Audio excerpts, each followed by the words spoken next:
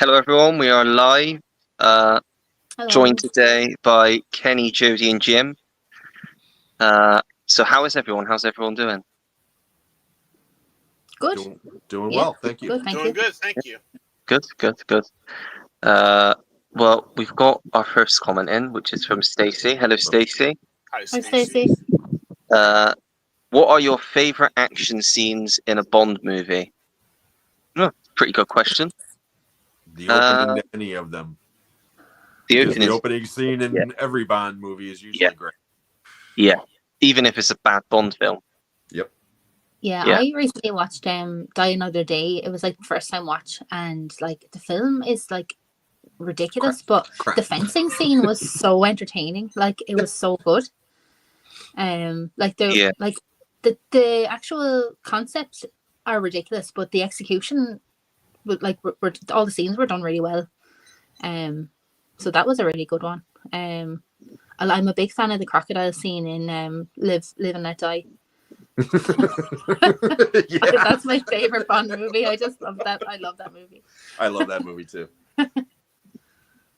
I love the ski sequence in The Spy Who Loved Me. Oh, yeah, that ends with him going off the cliff, and then the parachute comes out, and it's the British flag. I mean, it's a classic. So that would be my answer. No, I would probably say the blimp over the Golden Gate Bridge in A View to a Kill. Oh yeah, really good. I do love that. Yeah. Do you know? Kill Zorn for me. You want to know a trivia fact? Do you know the car that he drove in The Spy Who Loved Me, the Lotus? My granddad actually worked on that car and got to drove it and pick my dad up from school. The actual one that was in the film. Nice. And he had it for the day, and he got to pick my dad up from school in it. Nice. That's so cool. That's cool. Yeah. Did he drive underwater with it? No. That is cool, though. That really is. Yeah. But yeah, I think Roger Moore might be my favourite Bond. Me too. Yeah. He's the first Bond that I ever watched. I think I watched that before, and I think A View to a Kill was the first one that I watched, actually. So that's probably why I like it the most. That's a rough one. But no, Roger Moore, growing up, I mean, that's who my James Bond is. First James Bond movie I ever saw was The Man with the Golden Gun, and saw all of the Roger Moore ones, from that point on at the cinema. But as the years have gone by, I got to give Sean Connery his props. He's the best Bond. I mean, Roger Moore's my favorite. Connery's the best. Yeah, fair enough. Hi, Corey. We've got Corey here. Hello, Corey. We got David C here, and he says, rank the James Bond actors from best to worst. Now, this could either be rank them as James Bond or rank them just as actors. So it's a difficult one, that is, because I don't know which way what he means, because he could mean as Bond or just the actors themselves. It's not clear. Well, I think he means as Bond. yeah, I think he means as Bond. Yeah, as well. if this is Bond, I would probably go Lazenby, Dalton, as in best to worst. Sorry, do the wrong way around. I'd go. No, I'd probably go. Like you said, Connery. I think is the best, but then I think I'd go Roger Moore as my favorite. Then I'd go. Might be a bit controversial. I'd go Pierce Brosnan because I love Brosnan as Bond. Then Daniel Craig, then Timothy Dalton, then George Lazenby. That was kind of rough for him. I think that was just. He never really had a career, did he? After that, he wasn't an actor before that. Yeah, he was a model, and then they just kind of snatched him off the street and said, "Hey, you want to be James Bond?" And he was like, "Hell yeah!" Yeah.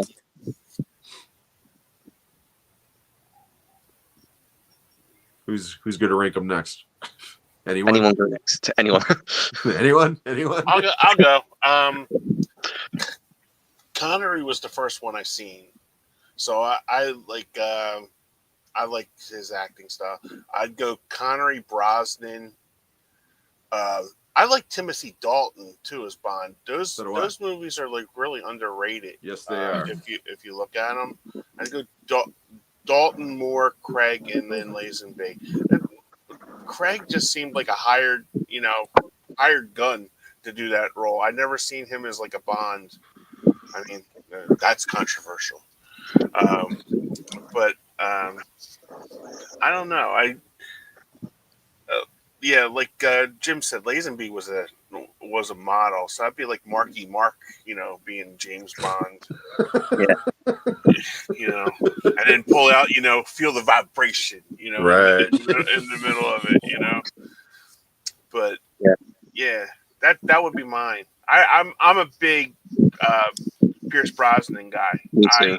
I'm a big proponent of his acting. Yeah. That's why I recommended Evelyn to you.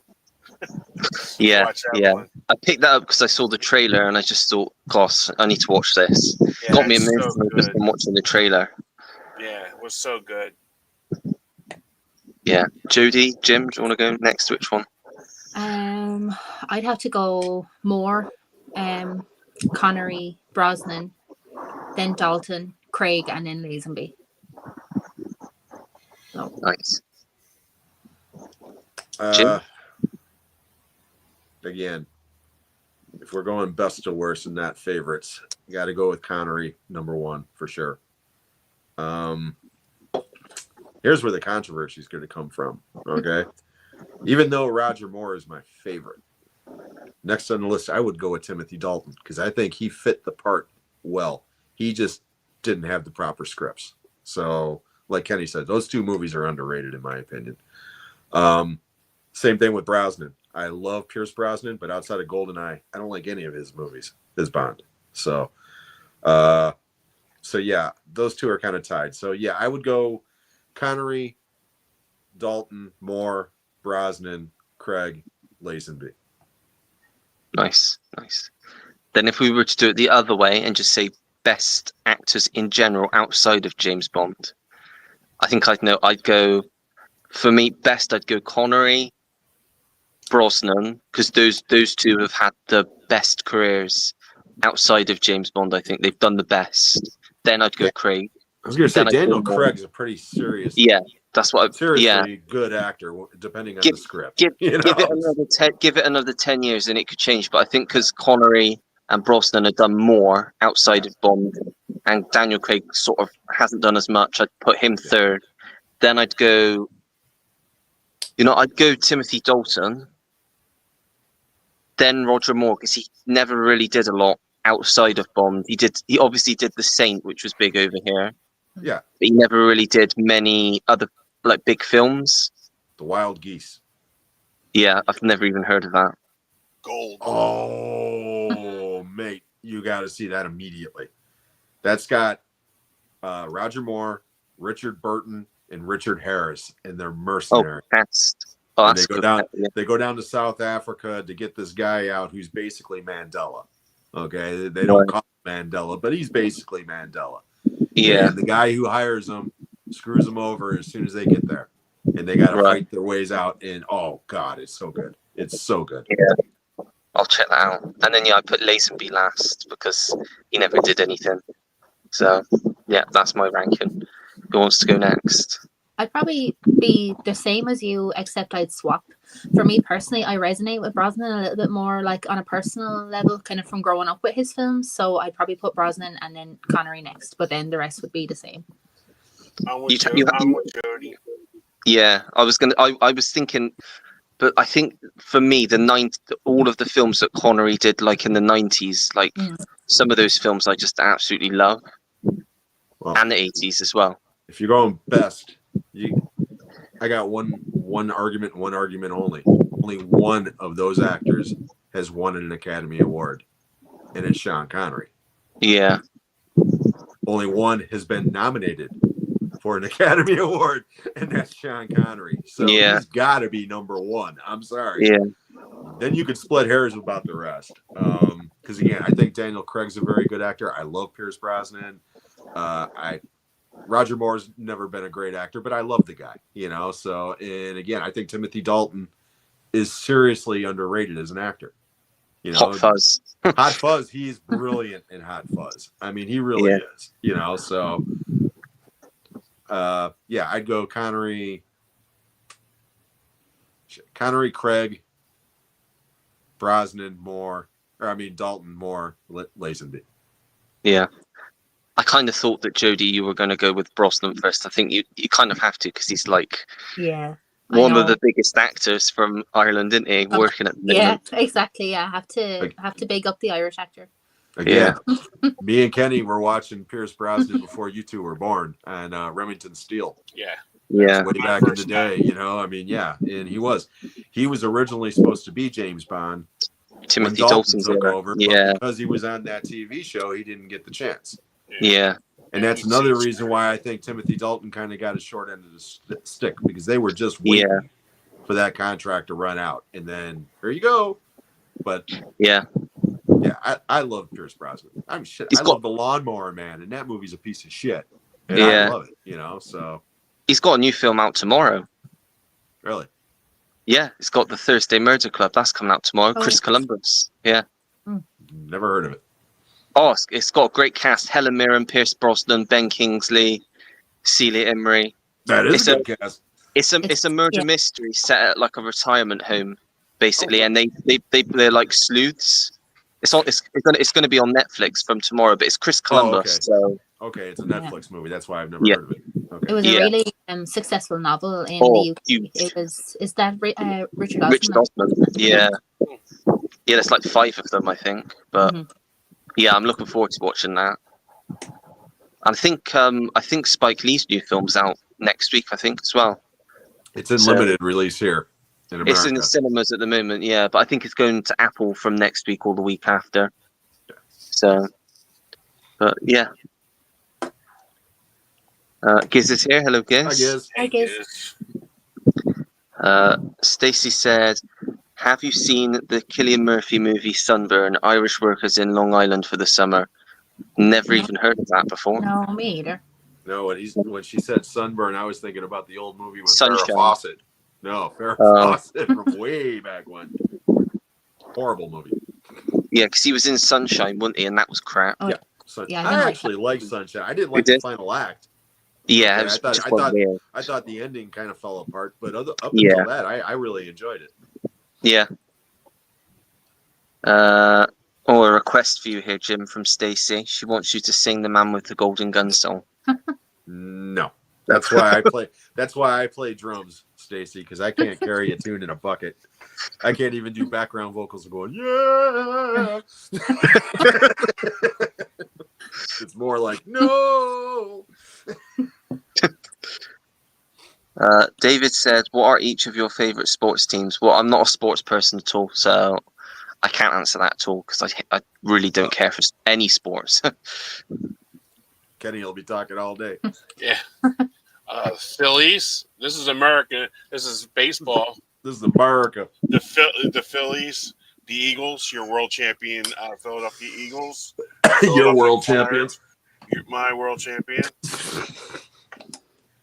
I do like watching soccer, because the stamina of those guys can run up and down that damn field and just and not even be sweating or out of breath. It just amazes me. That just amazes me, because it's I played football and I was just water bottle, and after a couple snaps, I watch wrestling. WWE was in your neck of the woods over there in the UK. So that's basically all I watch. All my teams suck. They were all great at one point, and they haven't won dick in years. My favorite all-time team is the Chicago White Sox from baseball. They won a World Series 20 years ago, and last year they broke the record for futility for worst season ever. So that shows you that team. Again, Chicago Bulls were fantastic back in the 90s with Michael Jordan. Haven't won a damn thing since. And I'm not a Bear fan. I've never been a Chicago Bear fan, but I do love the Green Bay Packers. And again, they've won a couple of championships, but for the most part, They flirt with greatness, and then they fall apart every year. So that's it for my sports teams. Nice. Jody, do you have any? Yeah, the only team sport I watch is football, and I'm a Spurs fan. And yeah, the only other sport I watch is golf. So it doesn't really count for teams, but I'm a big Bryson DeChambeau fan. If anyone watches golf, in the comments. But yeah, that's pretty much it. I don't watch any other sports. Too many movies to watch, so Yeah. I think you, Jody. I think you would enjoy hockey. maybe I would. We never have access to any really other sports other than obviously soccer and like Irish sports, which I hate. Like I actually hate them with a passion. Me and my uncle were just talking about cricket yesterday. What the hell is that about? That's like a proper gentleman's sport, like an English sport. It's actually becoming like really big in Ireland now with like Indian and like Pakistani communities. And yeah, I never understood the rules of it, but I tried to watch it and I had no idea what was going on. Yeah. It's basically baseball, I think, but no, we don't play baseball. No, it's not. We have a relief pitcher that throws 102 miles an hour coming at your head. That ain't baseball. What about rounders? Is it like rounders? Do you have rounders over there? Rounders is basically simplified baseball, isn't it? Yeah, you just hit a thing with a metal pole, or a wooden stick. No, the big thing over here now is they've got what is it called, Kenny? The new thing now is like paddle ball or whatever. Pickleball. Oh yeah, I've seen that. Huge here in the States, and it's like, really, play tennis. Oh, there's a new film coming out. Have you not seen the new? There's it's called The Dink. It's Ben Stiller. It's got like makes sense. He did. Why not? He did dodgeball, so you know. It's about pickleball. Yeah, it's like about this big tournament. It's got loads of big comedic actors. I can't remember all of the people, but I know Ben Stiller. Sounds like another dodgeball. Yeah, his wife's in it as well, Christine Taylor. Yeah, but I don't know when it's coming out. What the hell? I think it's been sold to Apple, so it'll be going to Apple at some point. Of course. But yeah, I can't. It had a really good cast. When I remember reading it when it came out. I thought, "Geez, that's a really good cast." But whether it's any good, I don't know. And it's called you said The Dink? The Dink, yeah. It was. They filmed it like this time Google last year. that, you'll get something totally different. Make sure you put movie at the end. Oh my God, you're right. Ben Stiller, Ed Harris, Patton Oswalt, Mary Steenburgen, Christine Taylor, Jake Johnson. He's the kid from New Day. Yeah. New girl. Chloe Fineman, Chris Parnell. They're from Saturday Night Live here.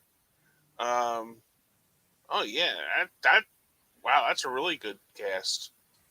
So basically, Ed Harris will be playing the Rip Torn version, old man kind of guy. See, that's the thing about pickleball, though. Old people can play it as well.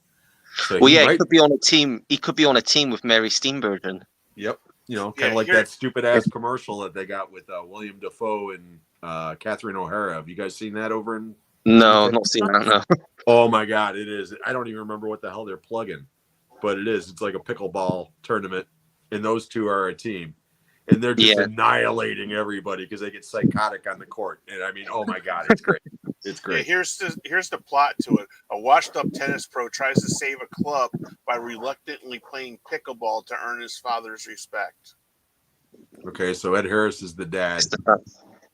Mary Steenburgen is probably his wife.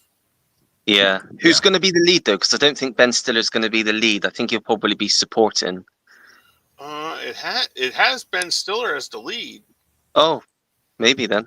Yeah, Ben Stiller, Ed Harris, Patton Oswalt, Mary Steenburgen, his wife, and Jake Johnson. Maybe Jake Johnson's like the smug, like bad guy or something. Yeah, the guy from New Girl. What? I'm thinking wrestling. New Day. Maybe it's an unofficial sequel to Dodgeball, and Ben Stiller's back as his character from Dodgeball. It would be pretty funny if Vince Vaughn comes out. Yeah. Dwight as a cameo. Yeah. No, because I don't know how that would work. Because at the end of Dodgeball, he started eating again. Yep. So Fatty, he'd probably be dead by my now. milkshake shake. Yeah.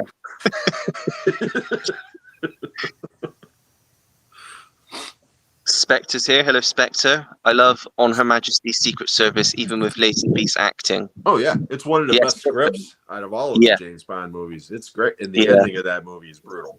Yeah. You know, say what you will about Lazenby's acting. Yeah. He's great at the end. He really is. Diana Rigg, yeah. Yeah. Stacey said, "Who would you cast in a new version of A Few Good Men series?" Nobody, because I don't want that series. No. We don't need it. We've got a perfectly fine film. You don't need to make that into a series. The film is amazing. Yeah. Unless you brought Sorkin back to do it somehow, and it wasn't like a remake, it was a reimagining. He said he hates watching that film because he said it's like watching like his kind of high school like writing, whereas he thinks he's evolved as like a screenwriter since then. Where like when I watch that, I just think it's perfection. Yeah. Well, it was originally based on a play, so you know. Yeah, makes sense. Whatever, but that movie's great. I hope they don't remake it. It doesn't need to be adapted. It's fine just the way it is. Yeah, definitely. Telly Savalas, the score, set pieces, and Diana Rigg make that movie. Yep. Yeah, definitely. I love the score actually of that film. Really yeah. Good. Have you seen Pierce Brosnan action movie Livewire? Never heard of that one. No. Is it a TV movie? Maybe. Never heard of it. Pierce Brosnan's one of those guys. He makes a lot of movies. I mean, in the 90s, he made a lot of TV movies as well, so it could be one of them. Giz says everyone needs to see The Wild Geese. I'll see if we've got Blu-ray release of it. If we've got Blu-ray release of it, I'll just pick it up. Yeah. Yeah, me too. It's out on Synapse here in the States. Right. Yeah. It's a title that I'd imagine like Arrow or maybe Eureka probably released over here. I've got a feeling I might have seen the cover. Yeah, it's great. It's so much fun. I mean, it's a great film. Yeah. Have you seen the Gypsy Moths? No, don't know what that is. Seen the Mothman Prophecies. Yeah. Richard Gere, yeah. Favorite scene in Stripes? Never seen it. No, One I should see. That's a classic. You guys should see it. It might not translate as well now as it did then, but yeah. Favorite shit. There's so many favorite scenes in Stripes. I love that whole damn movie. Probably, Jim. You know mine. The John Candy. I figured, come in, join the army, lose a few pounds. There's a scene in the movie where their commanding officer is peeking through his window with a telescope or binoculars, rather, looking at these women soldiers showering, and his commanding officer comes up behind him, and the guy is oblivious. And some of the shit that's coming out of his mouth right before he gets busted is just hilarious. Oh my God, I wish I was a loofah. It's so bad. Yeah, I love that scene. So, yeah. Yeah, nice. Stacey said Peter O'Toole, Katharine Hepburn, Timothy Dalton, Michael Crawford, and Anthony Hopkins, The Lion in Winter. Do you like that movie? Yes. Not seen that one. Yeah, I've not seen that. Very good movie. Very good movie. Yeah. Have you seen that one, Kenny? Yeah. It is very good. Yeah. Jodie, have you seen it? No, I have it on I have it on Blu-ray, I think, but I haven't watched it yet. Yeah. Yeah, I think I need to get to it. Peter O'Toole's outstanding in that movie. He's great. Yeah. David says, what is the absolute worst James Bond film? It's got to be Die Another Day, right? Wrong. Quantum of Solace. Yep, Quantum of Solace. Yeah. I don't mind Die Another Day, but I think it's mainly Brosnan. It's got issues. It's got major issues, but there's aspects of it that are pretty cool. I know I like what the director was trying to do with the film. He was trying to bring it more modern. Die Another Day is a cohesive film. It has a beginning, a middle, and an end.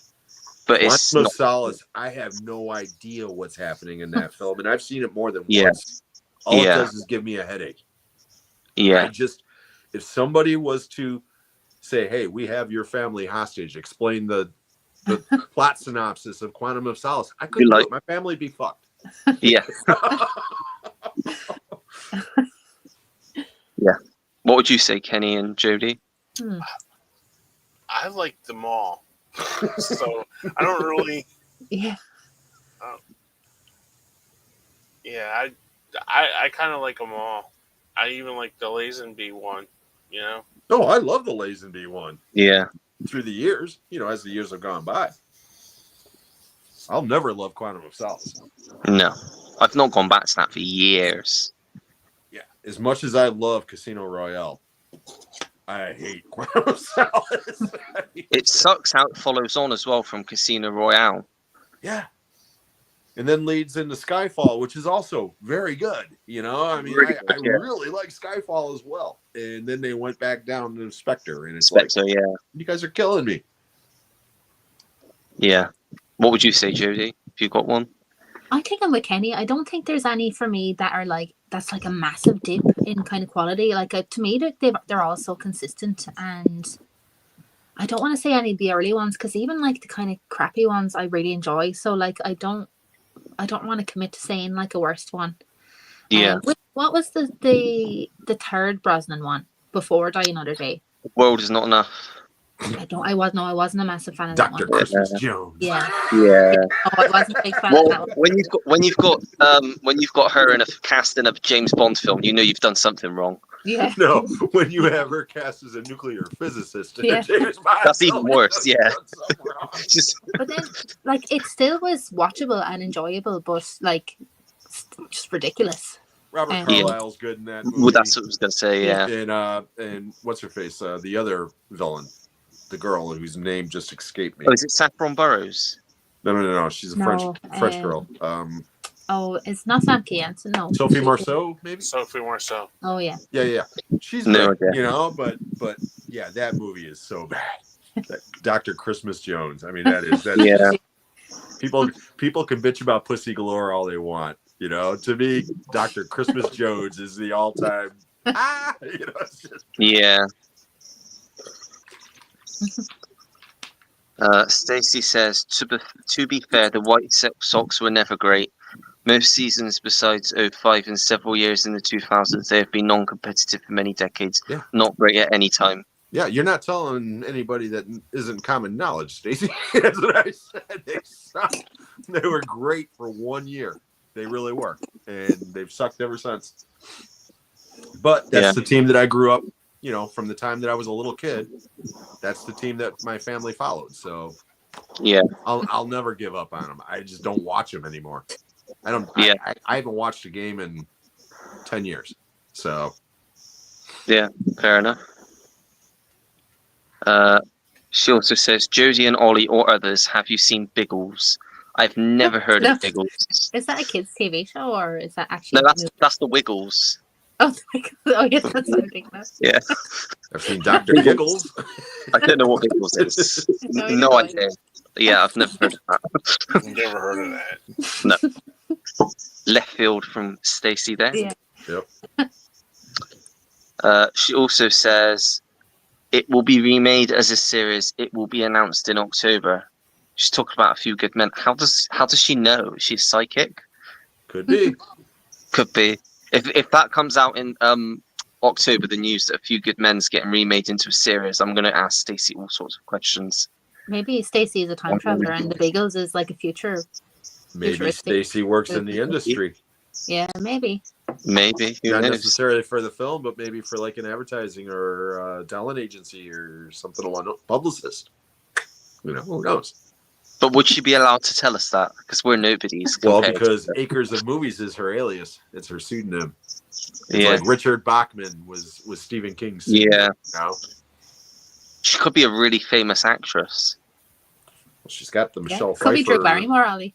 Yeah. Oh, yeah. No. I think I'd have heard it by now if it was. She wouldn't be watching anymore. She's taking notes. Yeah. Could be Sandra Bullock. Oh, his face. That was the trigger word right there. Yeah. It's like the old Pee Wee Playhouse thing. What's the magic word of the day or the secret word of the day? Sandro. Oh, yeah. Oh God.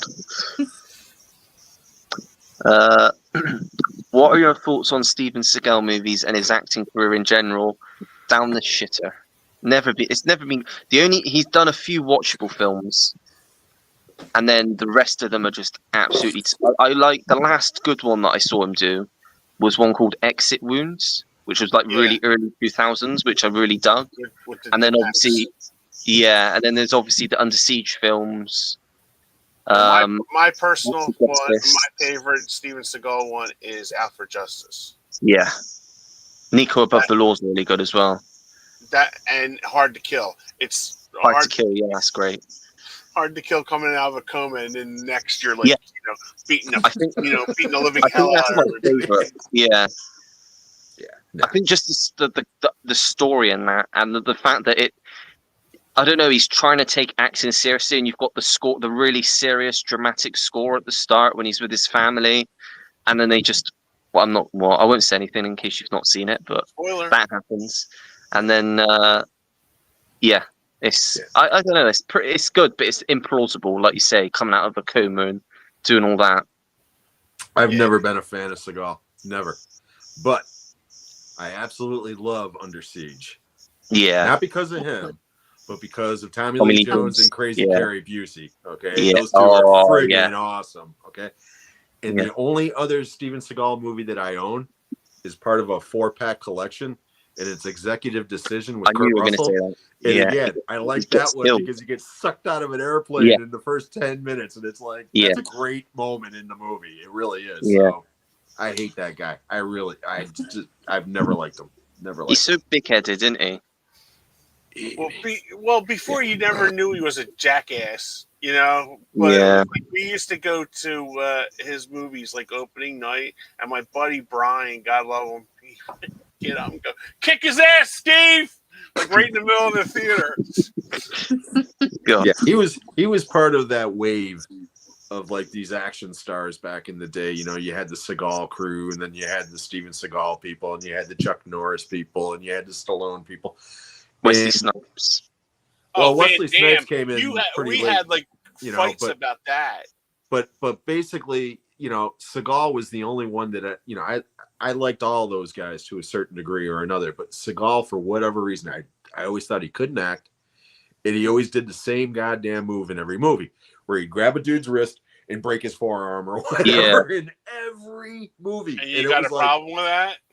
Yeah, I do. I'd rather watch what's his face, John Claude Van Damme doing the splits for the 150th time, you know, because at least that was a little more, you know, entertaining. Alfred Johnson, he go, no, it's Hard to Kill. I'm going to take you to the bank, Governor Trent, to the blood bank. Come on! That's awesome acting right there. Yeah. But it's the way he delivers it. It's just so wooden. Oh, listen, he's no Tom Hanks, okay? No. But I mean, I just like to see everybody beating the shit out of everybody. The line's awesome, but the delivery's just Steven Seagal in big. Yeah, imagine that. No, that's a stretch. I'm big. No, Steven Seagal is Mr. Rogers. Oh, yeah. Oh God! Would you be my fucking neighbor? Yeah. Break your nose. Just starts like karate chopping the kids. Yep. See, all the Steven Seagal talk chased poor Jody away. Oh, she couldn't handle all the massive testosterone. There she is. Sorry, do you have any thoughts on Steven Seagal, Jody? So I'm so sorry. Say that again, Ollie. Do you have any thoughts on Steven Seagal? I have like I got a free like big box set of his movies, and I was just looking for it there. I can't find it. But the only two I've watched are the two that Jim mentioned, the Under Siege, which I do really like, and the Executive Decision. But I haven't watched any of the rest of them, so I can't. Give Out for Justice. Give Out for Justice a watch. Yeah, to be fair, his first couple of movies are entertaining. You know, Above the Law, Hard to Kill, Out for Justice, Marked for Death. They're all entertaining. Just don't watch Fire Down Below. No, Yeah, No. that kind of stunk. And then the one On he Deadly did with Ground, that one's pretty bad Michael too. Caine. Yeah. He did the Michael Caine on Deadly Jet Ground. Black On Isn't it? Deadly Ground, yeah. Up in Yeah. Alaska. And then Yeah. then the other one that was very bad was Glimmer Man with Keenan Oh, yeah. Wayans. Yeah, Keenan Ivory Wayans. He also did a really bad one called Half Past Dead, which was like the last one he did before he just started just doing VOD ones. I couldn't get through it. It was so bad. Yeah. Like Well, I said, if you Under Siege is definitely his best movie in my opinion. I mean, it just is. It's a great The movie. sequel's not bad. I like the sequel. I on the like train. Eric Bogosian. You know, so that's the Yeah. main reason why I would watch the sequel. And it's But got again, a very young Katherine Heigl in it as well. I haven't seen that movie in 30 years, to be honest. So. Yeah. Yeah. Stacey said Gypsy Moths, Burt Lancaster, Deborah Kerr, Scott Wilson. They fly airplanes before. Never heard of that. Need to get on that. Good Great cast. actors. Yeah. Pizza. What's that? Die Another Day sucks. And Pete's going to be on my show in a week and a half. Looking forward to it. We're going to schedule you pretty soon too, Jody. Oh, cool. I would love to have you on. That's great. Thank you. Here's one for Jody, although it's still very odd. I'd like to see Dustin Hoffman play an older villain that is wealthy in an old west town as a ruthless town builder in a new western. Would you like to see Dustin Hoffman in that role? That's so random. I would watch Dustin Hoffman read the phone book. I would watch Yeah, that man Paint a do Wall. anything. So yes, Yeah. sign me up. Yeah. I would watch Dustin Hoffman and just, I mean, I'm not going to run out to see anything he's in, but I'm willing to watch anything he's in. Let's put it that way. Yeah. So, yeah, he's a great actor. Jody, Always you has must been. have seen regarding him, Last Chance Harvey, right? Oh, I love Last Chance Harvey. That's That's such a my great comfort movie. Yeah, I love that. I've seen that way too many times. But it's like my favorite, like drinking wine when I'm, feeling sorry for myself movie. I just love it. That's a really good one. Mm-hmm. I love Emma Thompson. So Yeah, she's so good in that one as well. They just they're so cute together. Spectre said, I'd take Gustav Graves over Dominic Green as a villain any day, which is a pity because Matteo Amalric is a good actor, but miscast as a main villain in a Bond movie. Yeah, I can't. Is that his name, Dominic Green, in the film? I know it was something to do with oil, wouldn't it? Yeah, I I couldn't got tell lost. you I have anything no else. idea who any of those people are. I actually thought they were soccer players. No, Gustav Graves is the main villain in Die Another Day, I think, and Dominic Green is the main villain in Quantum of Solace. Oh, okay. I thought they were even saying actual actor names. No, and that's why I was like, and again, those are some of my least favorite Bond movies. So I haven't gone back to those in forever. But I just remember my main bitch about Quantum of Solace is how incoherent it is. I mean, even the camera work, I'm watching action scenes and not knowing what the hell is going on. Yeah. Because it's all, you think the guy was heavily inspired by the Bourne movies at that point because it's all quick cuts. Bam, bam, bam, bam, bam, bam, bam. To the point where it's like, even if I felt like I had ADD with no medication. I mean, it was, I don't like that movie at all. No, fair enough. Yeah. It's not one that, like I said, I probably wouldn't go back to it.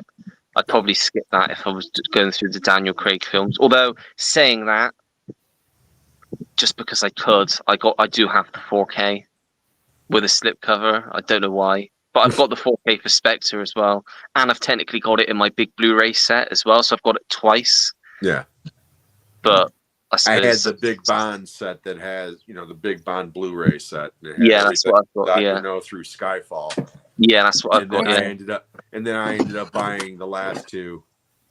Yeah, yours is prettier than mine. These are all videos. Oh wow! Oh, that's nice.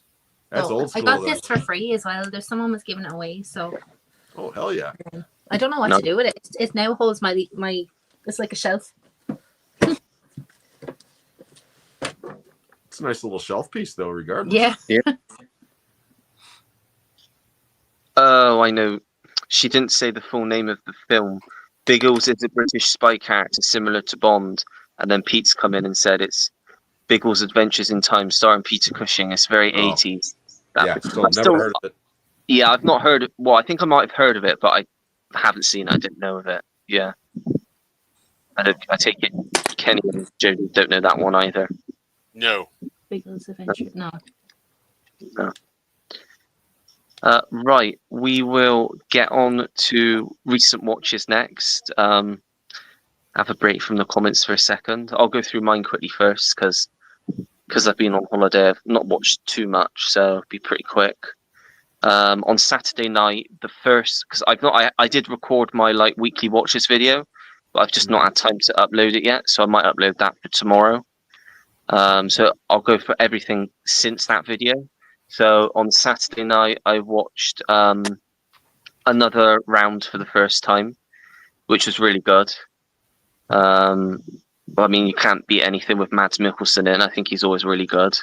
Yeah. But yeah, it's a different kind of film. But I thought it had good bits of comedy in there as well, and just a very unique story, which always refreshing to see. So yeah, I did enjoy that one. And then coming over on the boat, when we got on the boat, they had like a selection of some films in the room, like some newer films, but not new. So I chucked on Reminiscence because I've seen it a few times and I know it's not regarded as the best film, but there's something about it that I just really like. I've seen it like 3 or 4 times now, but I don't know, I just love Hugh Jackman. I just love the like sci-fi, like sort of love, weird. I think it's because it came out not long after COVID, obviously, and because the plot is one of those that is very convoluted. I think a lot of people just didn't care to watch it and just thought it was crappy, which I get. But for me, I just enjoy that sort of film. I thought it was an easy watch, so we chucked that on. And then they had like a cinema on the boat that was showing newer films, like from the last few months. So I went to see Superman again. Cool.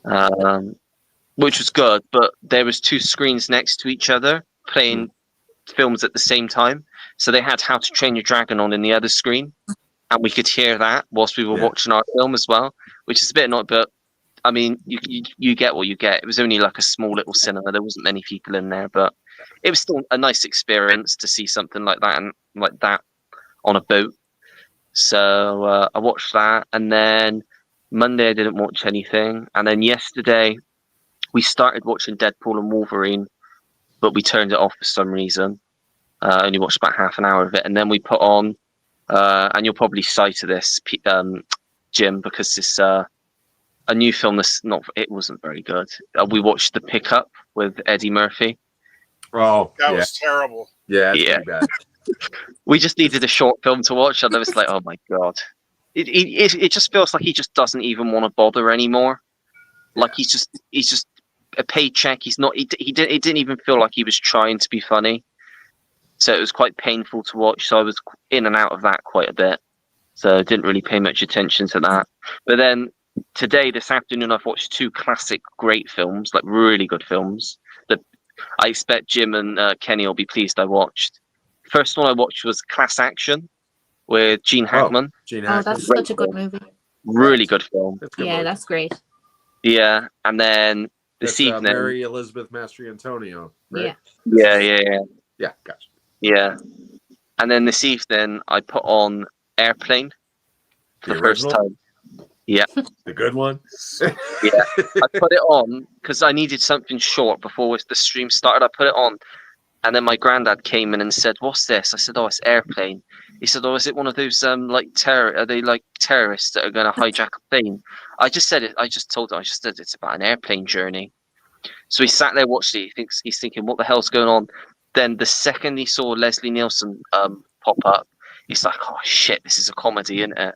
I was like, "Yeah." He's like, "Oh," because he was thinking of Airport. He was thinking about the Airport movie. That's what he was thinking. That's what I said to him afterwards. It's like a spoof on that sort of film. Yeah. But because he just can't stand that sort of comedy. Yeah. So I said, "Have you never seen The Naked Gun?" "Oh, it's crap," he said. I said, "Oh no, you don't know what you're missing." But yeah, he loves Monty Python, so Yeah. But- Humor is subjective. Yeah. Humor is very Yeah. subjective. but So did you enjoy like, Airplane? Yeah, much like what it felt like watching the new Naked Gun. I was just constantly laughing, Mm-hmm. which just shows how good it was. Just constantly, there's just so much. I think the thing that got me the most to start with was when he's recalling how he met his girlfriend. Mm-hmm. And it's obviously the Saturday Night Fever thing, and then it just comes back, and I'm like, I said to myself, she's going to be dead, isn't she? And it just becomes just her legs. And I just lost it. I just lost it. No, my favorite moment in that movie to this day, and I love what. A while back, me, Sean, and Kenny did a special about comedies, and I brought up that I love watching people react to certain films, and Airplane's one of them. Okay. And Sean was like, does that movie does it hold up, to younger people? And I said, there's lots of references that the younger people don't, will go over their head. But the movie is so silly, they'll still get the joke, more or less. Yeah. But my favorite moment, and I love watching people react to it, is when the little boy brings the little girl coffee. Oh, yeah. It says cream, and she says, no, I take it black, like my men. And the look on that kid's face, it kills me every fucking time I see it. I mean, yeah. Oh my God. I've never seen an entire theater full of people laugh so much, so hard, and sustained as much as I did the first time I saw Airplane when I was a kid. It's so fun. It's just people just went nuts for it. It's the bit as well when they're both speaking jive, and the woman comes up and like, I speak jive. Yep.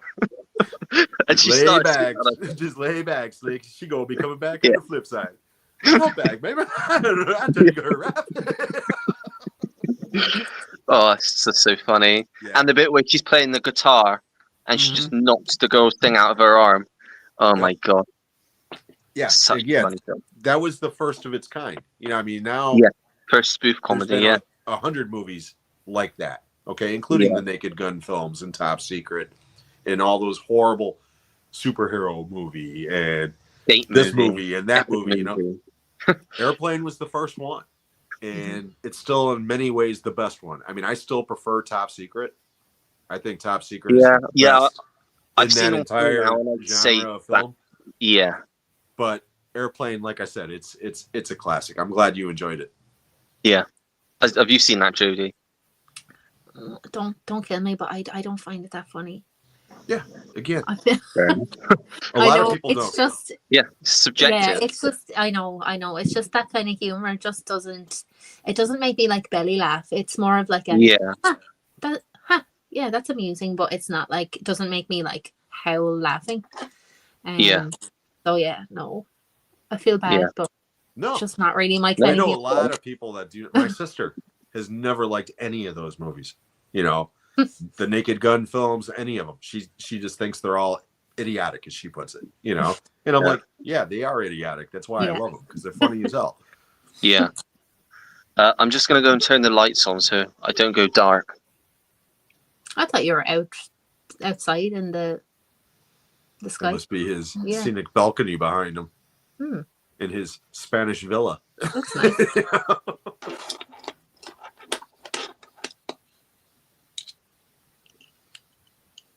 So how you been, Jody?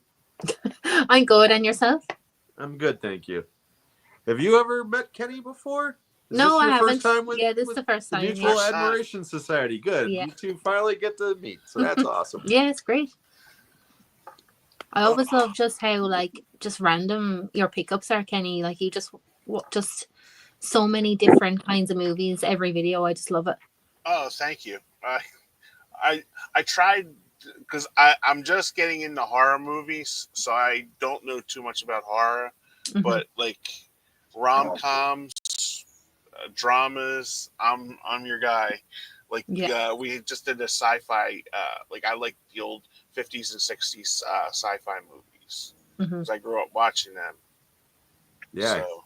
He loves When Worlds Collide. He picked it like 3 times. I had it written down in my book, and when I looked at it, I forgot to cross it off. And she was like, You liked it that much, you picked it twice. Because he started both times. He's like, from 1951. Can you figure it out? And Sean's like, you got another one from 51? And then he comes up and it was like, I'm like looking at my book, and I'm like, and I forgot to cross it off. I'm like, darn it, I thought I was having a stroke. It's like, what the hell, man? Deja vu, Yeah, that was a fun show last night.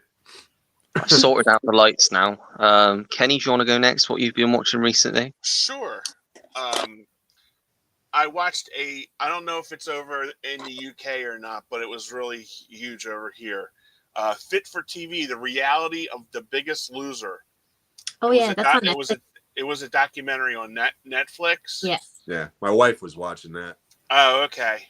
Man, those people were and the little fella, the producer on there, JD Roth, he's from Cherry Hill, and when I lived in South Jersey, he was probably about like 30 minutes away from me, and he's a little smug narcissist. He's probably about like 5'2". He in the 90s he hosted a kids game show on Nickelodeon called like Funhouse or something like that, and he was like little 5'2", little narcissist little fella that you just like pet his head, you know what I mean? So he came off very smug. He came off very smug. The producer was like, "Hey, they were making like ridiculous amount of money and stuff like that, and then just putting these. Girl almost passed away. Yeah, on the first day. I remember watching that one live. Crazy. Because my wife watched that show, and the one that he's talking about, because she didn't appear in the movie, but the other one. No, she was in it. Tracy. No, I'm talking about the one woman that basically brought an end to the show. Oh yeah. She lost like 105 pounds, and when the season was over and she won, she did. She looked beautiful. She looked great. Okay, and then they came back 6 weeks later or whatever for the reunion type show, the live show or whatever, and she had lost like another 50 pounds, and she looked like she had just gotten out of Auschwitz. Oh God!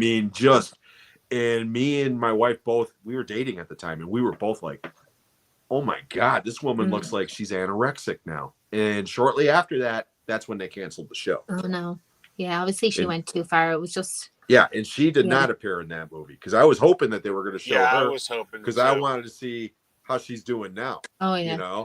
Because they showed this other guy who won one season, and not only did he gain all of his weight back, but he gained more. And then some. This poor guy is like up to 600, 700 pounds now, and it's like, oh my God, Yeah, that was techniques work. Like they're not sustainable, models for like.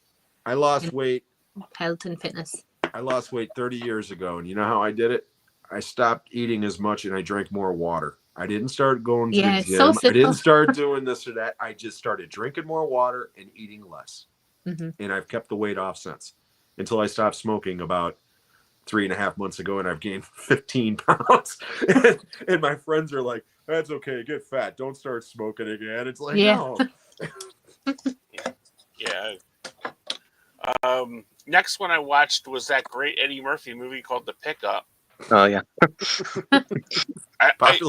My official review was I couldn't get through the movie because of Pete Davidson and that stupid rap music. The music was doing my head in. Yeah. Yeah, it was just obnoxious. And it's like I love Eddie Murphy, but he just sleptwalked through this. That's yes, definitely agree. That was my rating. Next one up is an Australian zombie movie called The Undead. Oh, I've seen that. Yeah, I gave it a 3 out of 5. I thought it was very good. Yeah, it's entertaining as hell. Yeah. Next one is a very good TV movie. Did you guys get Raising Hope over in? Oh, yeah. Okay. Yeah, I've not seen it, but yeah. The father in that movie, he's in a movie called Tall, Hot Blonde.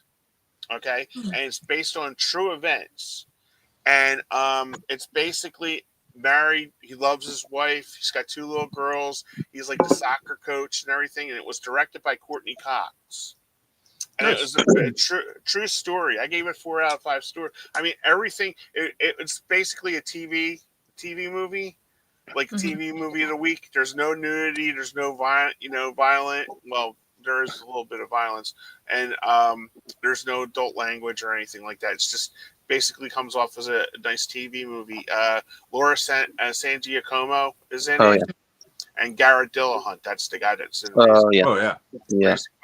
I like that guy. I also, because I got the Netflix for my wrestling, the Menendez brother movie. Oh yeah. I watched that. Man, what despicable people they were. Another movie I watched with Sebastian Stan, A Different Man. Oh, I heard of that one. Yeah.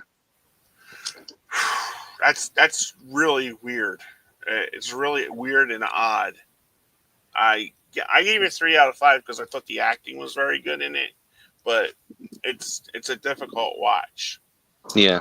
Then I watched something called American Manhunt. As you can see, it's been very heavy with the Netflix. Osama bin Laden. That was absolutely fascinating. It took you like behind the scenes of everything that was going on, like in the war room when they were going through. And they basically had every principle, even the snipers and everything. That was absolutely fascinating. Good. And the last movie I watched this week is a movie with Laura Dern. I love Laura Dern, and it's called Trial by Fire. Oh, I've heard that's really good.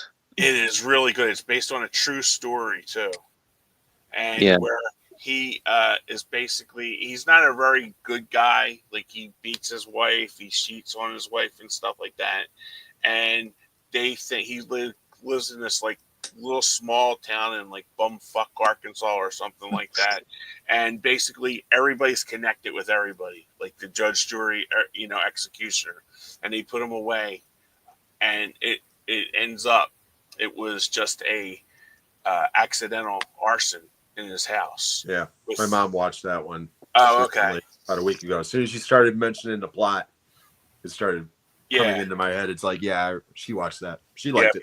That it was very good. It was, what, like I said, well acted. There was no bad stuff in it, and and they don't get like very gruesome with showing kids hurt.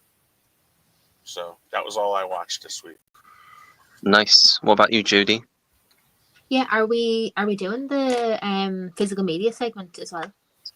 Yeah, I won't obviously be able to participate, but yeah, we will still do it. Yeah, for you guys. I have a few new pickups that I watched this week that I want to talk about in that, because they're ones I really so. And then what else did I watch? I watched actually, like, I really like. Yeah, I was really late coming to this one, but I watched Play Misty for Me on Monday. I can't believe it took me so long to get to that movie, because the original Fatal Attraction. Yeah, because I love Fatal Attraction, and I love like crazy kind of crazy lover kind of movies, and that's like the original one. And I was in the mood for like a Clint Eastwood movie, so I have that one in one of my box sets, and I just absolutely loved it. I kind of knew I was going to love it, but it was just so enjoyable, and I just can't believe it's taken me so long to get to it. I watched John Q. That was on Netflix. Oh, I love that film. Great film. Yeah. I thought it was entertaining, and I thought the acting and everything was great, but it was a little bit like ham-fisted in like the messaging, and it was a little bit kind of unrealistic. Well, obviously it's very unrealistic, but it was a little bit kind of too much for me. But obviously the performances and everything were great. Robert Duvall, one of my favorites of all time. I think he's great. So yeah, it was definitely an enjoyable watch. And what else did I watch? Oh yeah, I watched on Saturday. A couple of people were watching Cabaret. I know Roy had already watched it, and Stuart watched it as well, and he loved it. And I watched it, and I just wasn't crazy about it. She's so annoying, isn't she, Liza Minnelli? Just I could not stand her character. Like in Joel Grey's great in that movie. She drove me absolutely nuts. Michael York I thought was great. Everyone else I thought was great, and just she really, really bugged me. And then some of the musical numbers, I always kind of find like the mark of like a great musical is if like the numbers kind of get stuck in your head straight away. Like musicals are supposed to be kind of earworm kind of songs, you know, that get, you know, that you kind of remember. But aside from the ones that I already kind of knew, like the actual cabaret song, like none of them are really memorable for me. So yeah, I'm kind of disappointed that I didn't really like it that much, because I do like Bob Fosse and I love all that jazz, and just wasn't what I'm kind of crazy about. So yeah, they were just a few of the recent ones, but I'll show more of them in the next bit. Fair enough. Yeah. Jim, do you want to do yours quickly? Yeah, it's going to be very quickly because I haven't watched much of anything. I did watch the newest episode of Alien Earth. Oh, I've still only seen the first one. The first episode so far. The third episode so far was the weakest of the three. Oh, okay. But again, I think it's because it was more setting up plot lines to come. Okay. Whereas the first episode and the second episode, there's definitely the creepy factor in those two, you know, but it's got my attention still. So yeah. I also caught the first episode of Peacemaker season 2. Oh, I'm still rewatching the first season. Oh my god! I've heard they've retconned they retconned one moment from the end of the first series. Yeah, which I love that original moment. So you know, but whatever, I don't care. I'm not, you know. But I will say there's a scene at the beginning of this second episode that shocked me. I mean, there's a full-on orgy, and it's I saw that in the trailer. pretty damn graphic, man. I mean, it goes on and on and on, and I mean, I'm no prude, but I gotta admit, I was like, holy shit, you know. So yeah, there's that. But the only film that I've seen this week, other than a couple of rewatches, was I finally got to go see Weapons on Sunday. My birthday is next week, and my sister and my niece took me. That was my birthday movie this year, and I loved it. I did a review for it on my channel. Real quickly, I would just say I gave it 8 out of 10. I thoroughly enjoyed it. When it comes out on physical media, I will certainly buy it day one. It's not my favorite movie of the year, but it's definitely it's definitely in the top 10. I forgot to say I've seen The Life of Chuck now. I saw it Saturday. And I'm right there with you. My favorite film of the year. Yeah. So it got you too, just like me. It was a bit odd though, because there was an old woman and I'm guessing her granddaughter, and they came in. It must have been like an hour into the film, so I don't know what was going on there. Just as it went back to when Chuck was a young boy. Oh, okay. So that must have been weird, because they must have thought when the film ended, is that it? But because of the way that the film's told, because they probably thought, oh, this is just the start, but obviously not. But yeah, that got to me, and that end, just the end bit in the attic, like just that message, and it did get to me. Yeah, like I said, that movie, it worked for me, and those types of movies generally don't, you know. Yeah. But the second, and again, no spoilers or anything, but the second act, I've gone on record, I'm not into musicals, okay. It was brilliant. But it's simply just a dance sequence to a drum beat. Yeah. And it goes on for about 10 minutes. And for those entire 10 minutes, I'm sure if there was a mirror up to me, I would have had a grin like this. Because of joy. I haven't felt joy in a movie like that in years. It's just, I loved it. So I'm glad you enjoyed it as well. And I've started reading The Long Walk as well, in preparation, because I've got the I can't wait. I've got the Bachman books, so I've got the 4. Nice. But I've not got Thinner, because that was separate, that kit. And I think my edition is like from the 80s. Yeah. Which is pretty good. There's more than 5 Bachman books. That's what I mean. So this is probably the edition that I've got probably came out before we did other ones. The version that you have, if it has 4 books in it, you've got the version. Because what that was the original 4 books. Thinner came out separately, and that's when the cover got blown on the Richard Bachman thing. Because each one of those novels had already been released through the years under the name Richard Bachman, and none of them sold. But then one guy made the connection between the two, called Stephen King on it, And rather than the guy breaking the news, Stephen King came out himself and said, I am Richard Bachman. By the way, here's a book coming out next week called Thinner, and it's my last Bachman book. And then jump forward 15 years, and there was another Bachman book after that. Yeah. There's actually been a couple since then, I believe. So, but now, according to Stephen King, he is truly dead. There will no longer be any more Richard Bachman books. So, whatever. Because what but it's the version it's you got, though, if you've got the version with all 4 stories, yeah, Rage is in that Rage, one. The Long Walk, something else, and the Hang on to that Running book. Man. Hang on to that book, okay? Because in America, that book's out of print. Oh, is it? Yes. When Columbine happened, Stephen King went to his publishers and basically took Rage out of the vernacular. It's no longer being published. And then every version of that collection of novels has only been the 3. So, oh wow, so it's a pretty rare book then.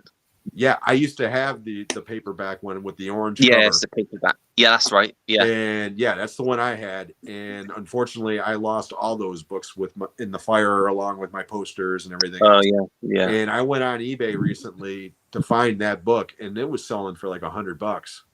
I didn't. Do you know this is going to make it sound even worse? I got that book for free. Wow. In a like because we have like supermarkets, so they like do like donations, so people just leave their books there and you pick it, and it was just sat on the shelf. Like I knew it was Stephen King, so I just picked it off the shelf. And no, all 4 of those books. I've only just picked it up. Yeah, all 4 of those books are good. Okay, Roadwork is kind of dry. All right. Okay, that's the other one. But The Long Walk. I've started that. Yeah, it's really good. Out of the 4, The Long Walk is the best. And The Running Man, if you're familiar with the movie, okay, it's different. Read the book, because that'll prepare you for the Edgar Wright movie that's coming out. Because from what I saw in that trailer, that looks exactly like it's lifted right out of the book. Whereas the Schwartzman, we were talking about this last night on our show with Kenny, because Running Man's one of his top 10 science fiction films of all time, but he's never read the novel. And I told him, I said, outside of the names of the characters, there is nothing in that Schwarzenegger movie that's in that book. Yeah. And nothing in the book is in that movie either. I mean, it's just they couldn't be more different. It's the only comparison I can make is when me and Pete were bitching about World War Z. How different that is. Okay. Yeah. But in the Running Man's case, the Running Man's a good movie. I don't like World War Z. Fair enough. Yeah. All right, I'll shut up about. You get me going about Stephen King, man. I love Stephen King. Can't wait for The Long Walk and The Running Man. That's why I want to read. Our next show, the 3 of us, our next topic's going to be Stephen King. Yeah, that's why I've bought the book with me, because I want to try and read The Long Walk and The Running Man before I see them. Yeah. And I've only got 2 weeks until The Long Walk, because that's September 12th, isn't it? 12th, so, and I'll probably see it on the Friday. So once you get into the meat of that story, you won't want to put it down. You'll burn right through. Yeah, that's what I did. They've just started walking in the part that I've got to. Literally, so I've not got very far in at all yet. I just started reading it last night. Yeah, like so I said, once you get into the meat of the story, it's one of those books you don't want to put down. Yeah. Right, let's get back to the comments. Gist says, Jodie just finished season 2 of 1923. Brilliant. 1883 and 1923. You all love them, I reckon. Harrison Ford, Helen Mirren, and Timothy Dalton are all excellent. Yeah. I watched 1923, so. Oh, so good. I'm really enjoying the series. Yeah, I've not seen the second series yet, but that first series is, to me, I'm a massive fan of Yellowstone, but that series alone, I think, is the best thing that Taylor Sheridan's done. Okay. Do you guys have Landman over there? Yeah. I've not seen it either. Fantastic. Yeah. Wait till you guys, Jody, you'll love this movie. What's it called? Landman with Billy Bob Thornton. Yeah. Okay. Demi Moore's in it as well. John Hamm's in it. Yeah. Demi Moore's not in it until towards the end. Towards the end. And she's going to have a major part in season 2, I guess. Yeah. Yeah. Which is out in November. Landman is fantastic. My mom burned through that in like 2 days. She binge watched that shit. She loved it. Yeah. He's got so much, Taylor Sheridan, because he's got Mayor of Kingstown. That's coming back soon. Tulsa Mhm. King. And Tulsa King's coming back next month. I've still got to see the last series of that as well. And then he's got this new Michelle Pfeiffer one called The Madison, which is set in the same universe as Yellowstone and a similar sort of thing on a ranch. Then they announced yesterday that the follow-on series from Yellowstone with Rip and Beth has cast Annette Bening as one of the leads. There's also a rumor that Kurt Russell's in this Michelle Pfeiffer series as well. Okay. And for a long time, there was also a rumor that Matthew McConaughey was in it, but I don't know if he actually is or not. And I also read today there's also another Yellowstone spin-off called Why something about another ranch. There is the Special Ops Lioness, the one with Nicole Kidman. They've just started to film another series of that. They've started filming another series of this Madison before the first series is even out. Like, his universe now is just crazy. There's just so many series. But it's all great. It's like Dick Wolf, the guy that does all the Law and Order shows. It'd be like, nobody's as prolific as me, and then Taylor Sheridan's like, hold my fucking beer. And all of his shows are quality. That's the difference. Like, every single show he's done is quality. So I'll be watching all of that. I need to catch up on Tulsa King, and I need to catch up on Mayor of Kingstown. I need to finish Yellowstone. I'm more familiar with his movies than I am with his TV Wind shows. River, yeah. Well, Sicario. Sicario's a fantastic film. Hell or High Water. I mean, all of his films that I've seen have been great. Even Those Who Wish Me Dead's good. Yeah, I enjoyed it. I know Pete was kind of shitting on it, but I liked enjoyed it. Yeah. I didn't love it, but I enjoyed it for what it was. Yeah. So, yeah. Better than that Eddie Murphy piece of shit. Oh,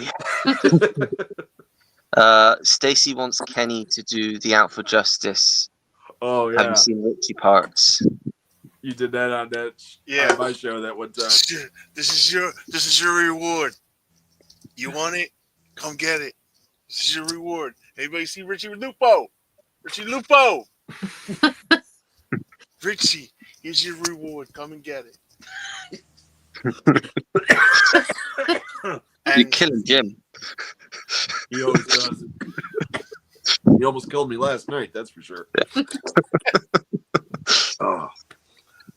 We've got Alan here. Hello, Alan. Hi, Alan. Hi, Alan. I recently picked up Zodiac on 4K. That's a 4K that I'd love to get because I've only got the Blu-ray. Yeah, it's great. I do enjoy a good serial killer movie. Have you any favorites? I'd say that one. I'd say 7. Yeah, 7, for sure. Yeah, yeah. Those are the two that stick firmly. I mean, Silence of the Lambs. Yeah. Obviously. Yeah, those are the 3 ones that stick in my head, I suppose. There are probably others, but none that come to mind like those 3. I don't know if you guys have got any. No, 7 is definitely my favorite. Yeah. I mean, as much as I love Silence of the Lambs, because Silence of the Lambs is a masterpiece, but I prefer 7. I just do. Yeah. Mm-hmm. I even like Manhunter, the original. Oh, I've not seen that. I prefer that over Red Dragon, even though Red Dragon is more faithful to the source material. But Manhunter is extremely dated. I mean, you watch that movie, you can tell exactly when that movie came out. It looks like an episode of Miami Vice with the neon and the fashion and the music and the snap. But it's Michael Mann, Yeah. I really enjoy that movie. Yeah. Kenny or Jody got any? I'd say Monster with Charlize Theron is one of my favorite serial killer movies. I've not seen that one, yeah. That's great. She's phenomenal in that movie. Yeah. Kenny, have you got any? No, not really. No. Not Fair really. enough. Pete said Nico through to Half Past Dead good. Everything past that era down bad. Yeah. There were some stinkers in between those films, but his earlier ones are definitely his better ones, I think. Yeah, they were so good. Not a fan. Still not a fan. Spectre said, only movie I watched this week was one called Microwave Massacre. Anyone seen it? No, but it sounds awful. I've heard of it. I haven't seen it. Yeah. Haven't seen it. Have you seen that one, Kenny? No. No. Oh, No, I've heard of it. It's not in my genre. no. Yeah, unless it's an asylum horror movie, he doesn't watch it. I like the bad cheesy asylum movies that were like, if you don't know them, they're sort of like they have one you got the Bullet Train with Brad Pitt, Mm-hmm. and then they hire some soap opera actress and it's called Bullet Train Down, and then they have like either Eric Roberts or Tom Sizemore did it, or another one of my favorites, Sean Young, from the Kevin Costner movie that she did like No in Way Out. 1980. Yeah, but they're like bad ripoff movies. Yeah. So they're just when you sit back, if you're like cleaning the house or you're doing dishes or something. It's sort of like background kind of thing for me. Yeah. Snow White and the Seven Samurai. Yeah. That's all you need to know about Oh, God. it. That's a real movie. Snow Wow. White and the Seven Samurai. That was Which Kenny recommended on I our recommend show. it. It was a bit. I liked it, but it was a bad movie. Because I remember people were like, "Why did you recommend that?" I was like, I don't know. It sounded good. It sounded good. Can't go wrong with that, right? Oh, it was bad. It was bad. Adam's here. Hello, Adam. Hi, Adam. Hi, Good Adam. evening, lady and gentlemen hosts, and everyone in the chat. Sadly, can't be with you tonight. Just dropped in to say hello and hope you're all doing well. Also, got to say, great weapons review, Jim. Thank you so much, Adam. I appreciate Thanks that. for stopping by, Adam. Stacy Adam's said, Ollie, I'd love to see if you like spontaneous. What? Spontaneous Spontaneous not Combustion. That's a real movie. That's a Toby Hooper movie with. I thought she meant like generally like spontaneous. 'Cause No. I didn't think I'd like that. No, that's like a just Toby pop Hooper. rocks and a Coke. I'll Yeah. see if you can pause. Yeah.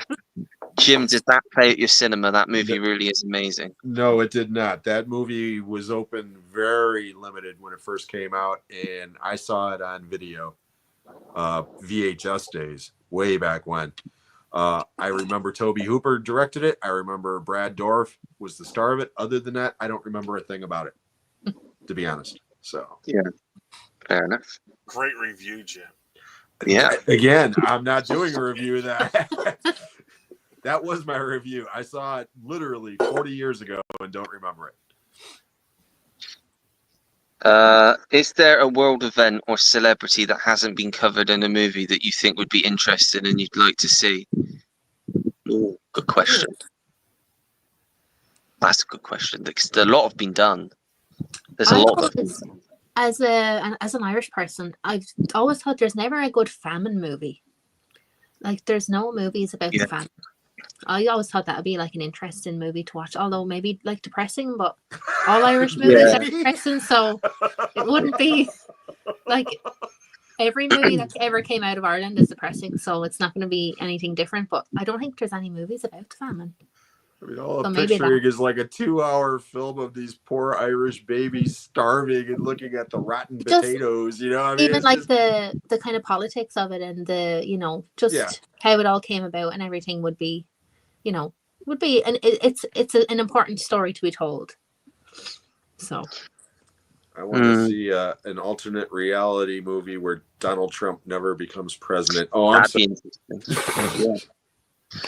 I always thought, I think they did do a series a few years ago, but a film. I'd always be interested to see, like, the Clinton scandal back in the 90s, the Clinton-Lewinsky scandal. I think that would make for an interesting film. Yeah, actually, that's true. Yeah, which is kid stuff now. Yeah, I mean, seriously, compared to the scandals that have happened since then. Yeah, it's like, are you kidding me? So. I'm sorry. I'm not going to derail us. I'm just in a bad mood about certain people.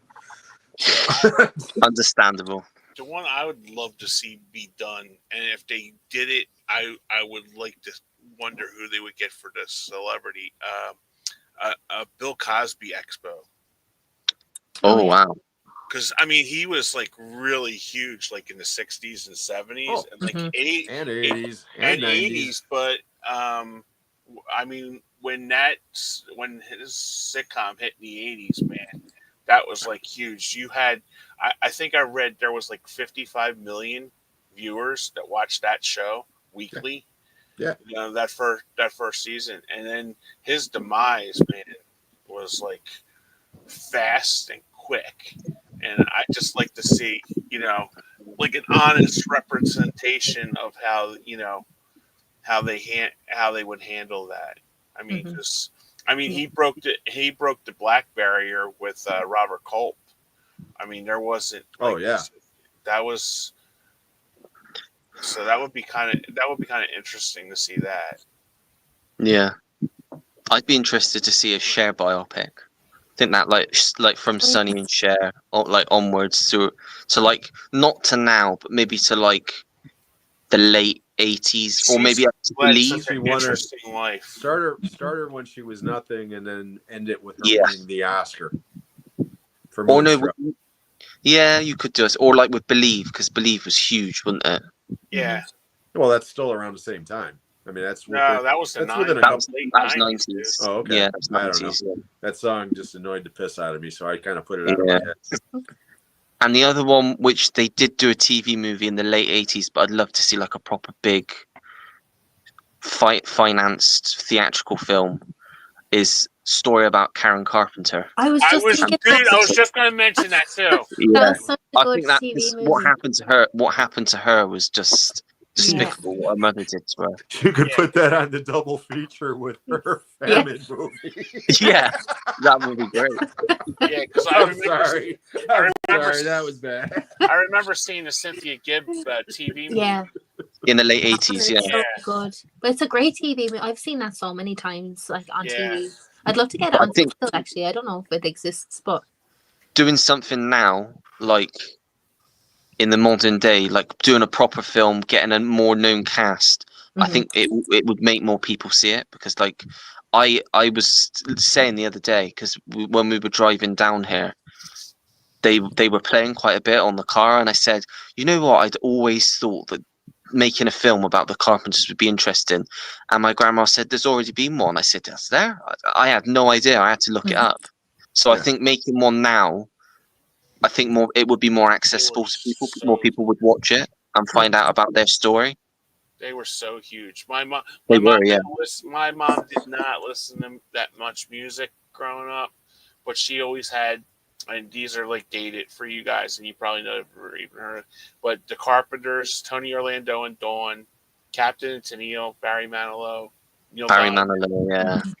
I'm a Yeah. big Barry Manilow fan.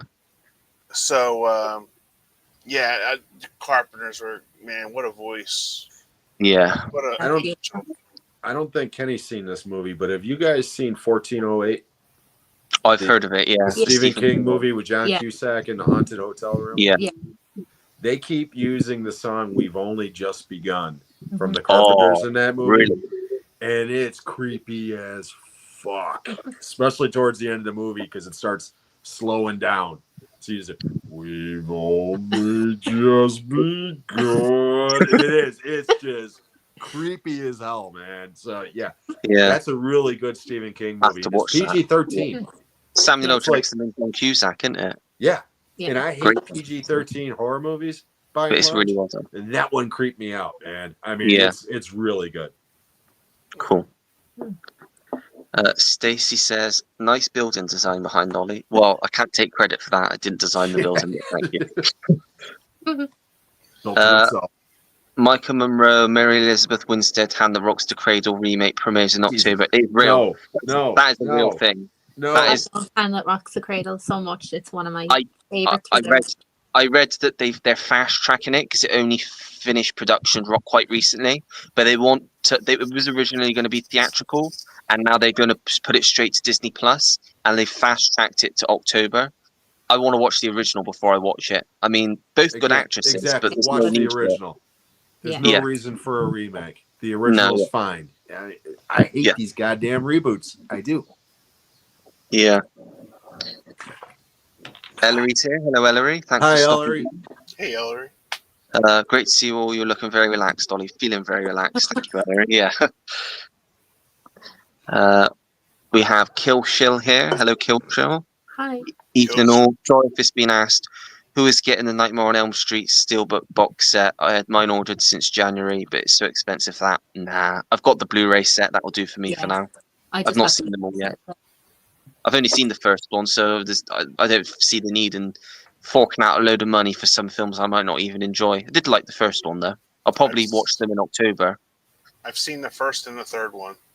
Right, yeah. Is that Dream Warriors? DVD collection? As much as I love Nightmare on Elm Street, this is the only collection I'll ever own. Yeah. And Kill Shill said, I may need to cancel. It's a lot of money from what I've seen. Unless you're like a massive fan of the whole series, I don't see how it's worth the money, forking out that much money for the films. Like, I got the Blu-ray set really cheap. Yeah, me too. I'll watch through that, and then that'll be it for me. I'll just keep that. See, I was holding out forever for a proper Blu-ray set. Oh, have you not got that over there? Like from Scream Factory, okay? Like what they did with the Friday the 13th films. I was really hoping that they were going to do the same with the Friday set, Nightmare set. Because I hate that damn one that's been out forever where the original film's on its own disc and then all the other ones share a disc, and they're I hate that, okay? So I was holding out hope that they were finally going to release a proper box set. And now that they are, it's only 4K. Or you have to buy 4K in order to, and it's like, you know what? No, I'm not going to do it. I'm not going to do it. I think our versions on the individual discs, but within the same case. Yeah. Our Blu-ray set, which I don't mind. It's when it's on the same disc that it bugs me. Yeah. No, the ones over here, like I said, like 2 and 3 are on a disc together, 4 and 5 are on a disc together, 6 and it's like, and it's just horrible. Yeah. Stacy just says lol. Don't know what to, but lol. Maybe a great acting skill. Maybe. Have you seen the Hannibal series? Oh no, with Mads Mikkelsen. I've heard it's really good though. Yeah, I've heard good things, but I've never watched it. It's very good. I have seen it. Yeah. Bryan Singer's got a good track record, so. Kiss says, now that the Who the Who, that would be interesting. Oh yeah. On their farewell tour, we may get to see the Keith Moon biopic that Roger Daltrey is working on finally get the green light. That would be interesting. That'd be good. Yeah, would watch that. I would watch that if they could find somebody who could mimic his drumming. Because again, I know how you like the drumming. I'm a drummer, okay? Yeah. And I can play the Who songs, but not like Keith Moon, not in the style that Keith Moon played. I mean, I've never seen anybody. Maybe Miles Teller. Even Miles Teller is actually a great drummer. He really is. Whiplash proved that, okay? But again, it's a totally different style. So, but I'd be interested in that. Keith Moon was a hero of mine when I was a kid, so. Yeah. Pete said he paid 14 quid for. Yeah, that's about the same price I think I paid. I think I got mine on Vinted for the Blu-ray collection. Yeah, I'm pretty sure I got mine on Vinted for around that plus postage. So that's pretty good for all films. But that's enough for me now. That set. I'll get through them in October. I'll probably just primarily be watching horror films in October. That's a good question to ask you guys. Do you have like a go-to film that you watch every single October? For me, it's Sleepy Hollow. I don't know why, but I just love that film. I don't, because I'm not really a horror guy. Yeah, that's fair enough. Yeah. We'll watch Miss Congeniality again. I watch horror year round, so it doesn't have to be October. I usually do, but like in October, I usually just dedicate to just like the big horror films. So like I watch Sleepy Hollow, or I used to watch Halloween on Halloween every year. Yeah, I haven't done that in a long time, but I used to do that. I'll probably watch The Thing, The Fog. I'll probably watch them around October. Like Nightmare on Elm Street, the Conjuring films. I'll probably watch Scream. I'll watch them around because just that time of year. I like dedicating that time of year to those sorts of films, but I will still watch horror films anytime throughout the year. Just for me, I always October. Always watch Sleepy Hollow in October at some point. See, I like the Universal monster movies, but I don't Yeah. consider them horror. I consider them like monster movies. Right. Yeah. You know, like Creature and Frankenstein. So it's like I will watch them because TCM, Turner Classic Movies, Yeah. used to have like from the 30th to November 1st, they'll have all like the monster movies, and I watch them, but you know, Yeah. like some of the weird shit that these people watch on these like horror, I don't get. Never even heard of some of it. Yeah. Yeah. I drink your blood. Yeah, what was it one? I Spit on Your Grave. Oh, Yeah. Oh yeah, it's awful. Apparently, It's brutal. even been remade. Serious? Yeah. Yeah. They've made a remake and a couple of sequels, and then I think it was remade again. Yeah. Yeah. I don't like anything like that. I don't like those movies, quite honestly, because I've never been into those types of rape revenge type movies. I just don't like, Yeah. And that one, especially at the time, it was notorious. I'm uncomfortable watching that. This is a good question. What's your most expensive physical media purchase? For me, I didn't buy it myself. It was a birthday present, but out of my collection, it cost the most. But it didn't come out of my... Well, I think I paid for it, and then I got the money sent over to me because it was like a birthday present. And that's my nice big Clint Eastwood set, which was about £300. It was £300 though, because it was very limited. So I was really lucky to get it. There was one copy left on CEX's website, so it was a bargain what condition it was going to come in as well, and I was just lucky it came immaculate. But yeah, 300 quid's a lot, but it was worth it, I think, 'cause it's got every single film it's a beautiful set. Yeah. You've not got it over there, have you? Is it just... No, I was very jealous. We don't have that. Very beautiful set.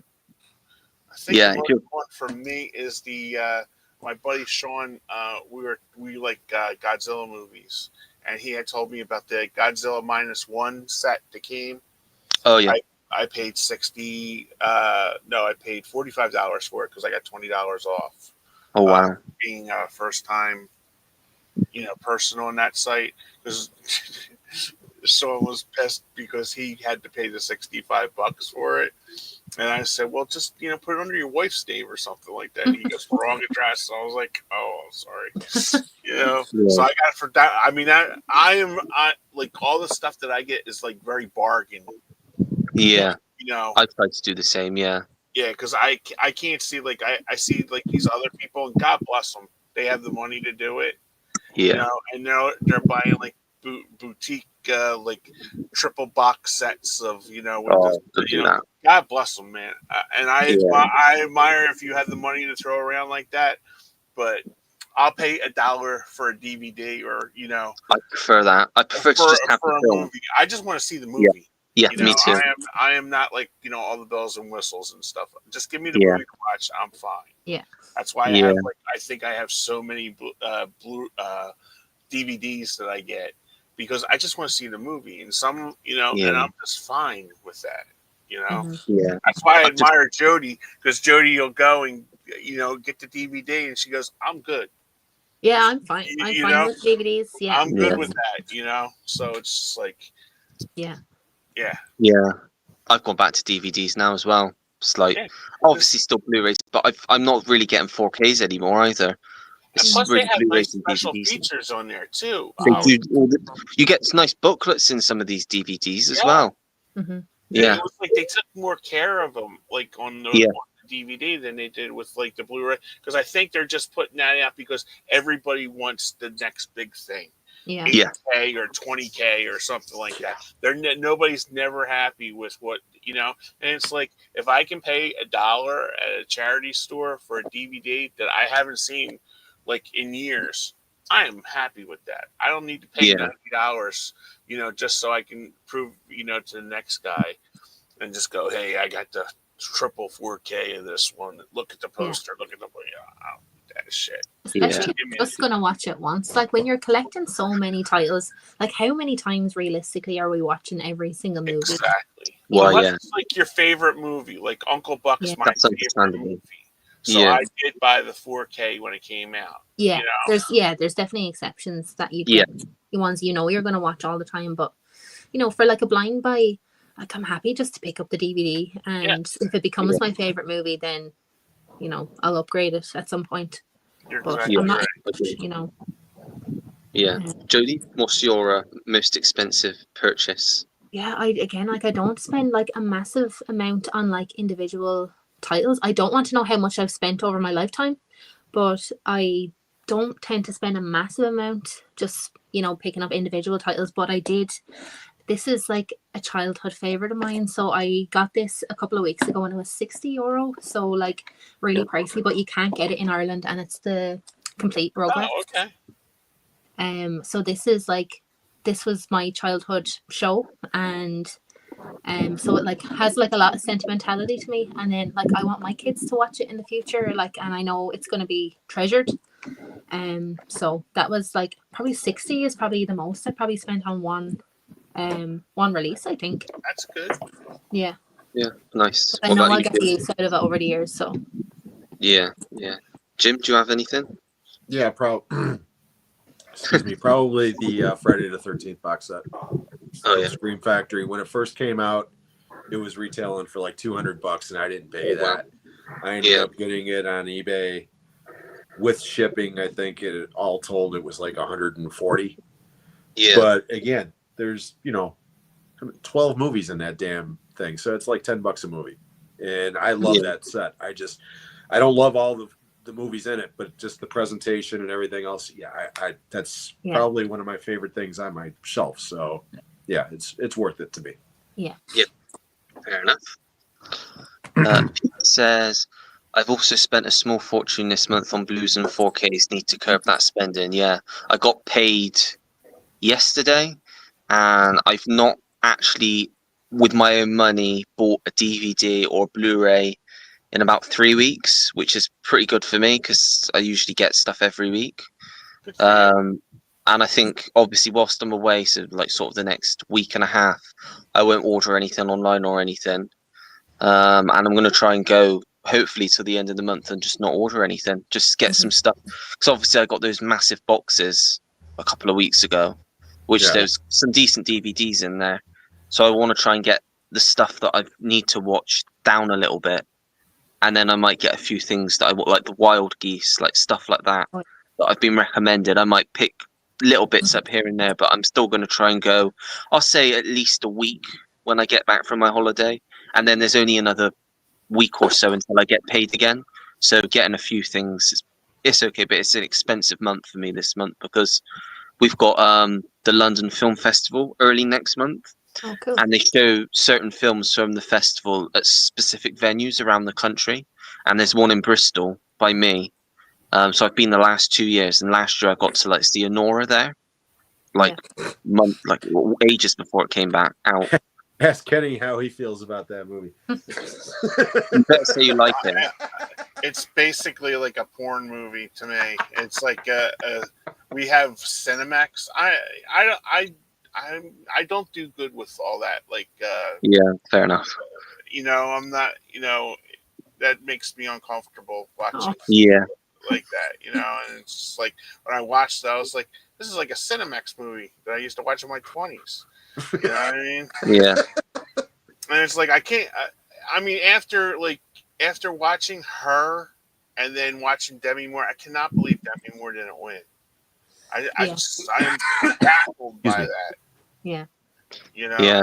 And because the nomination was the award for Demi Moore on that. That's the way Hollywood is. That's the way Hollywood is. I mean, I don't agree with it, but that's the way it is, Yes. But yeah, so I've got that coming up. Tickets come out in the middle of this month, and there's usually about 7 or 8 films that they show that I know of. I know one of them for a fact is Knives Out 3, Wake Up Dead Man. They're going to be showing that, so I'll definitely be getting a ticket for that because that's like 2 months before it comes out, so I'll definitely want to see that. Well, that's good. That's what you do. That's an experience, So it's like, it may be like £100, but it's a good experience watching films like that before. Yeah. And I think Clooney's new film might be one of them as well. And I love Clooney, so that's another one that if it it's shown by me. I'll be seeing that. So it's an experience. So that is why I'm Good for being you. a bit careful. I'm being a bit more careful. But I did get a voucher from work the end of last month, so I picked up, which I haven't shown in a video yet. I picked up The Amateur, which I've watched and I really liked, and I picked up Mr. Burton, which I don't even know if it's come out by you guys, but it's basically a biopic about Richard Burton.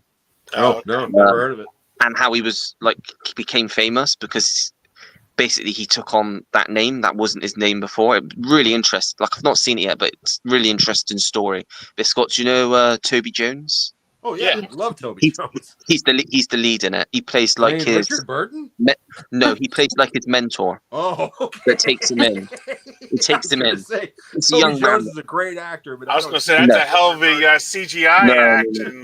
No, it's an unknown. It's an unknown actor sort of thing, Richard Burton. But it got really good reviews, and so I picked the Blu-ray up for that with my voucher, and the Penguin Lessons, which is a new Steve Coogan film, which has got really good reviews. So I picked that up as well.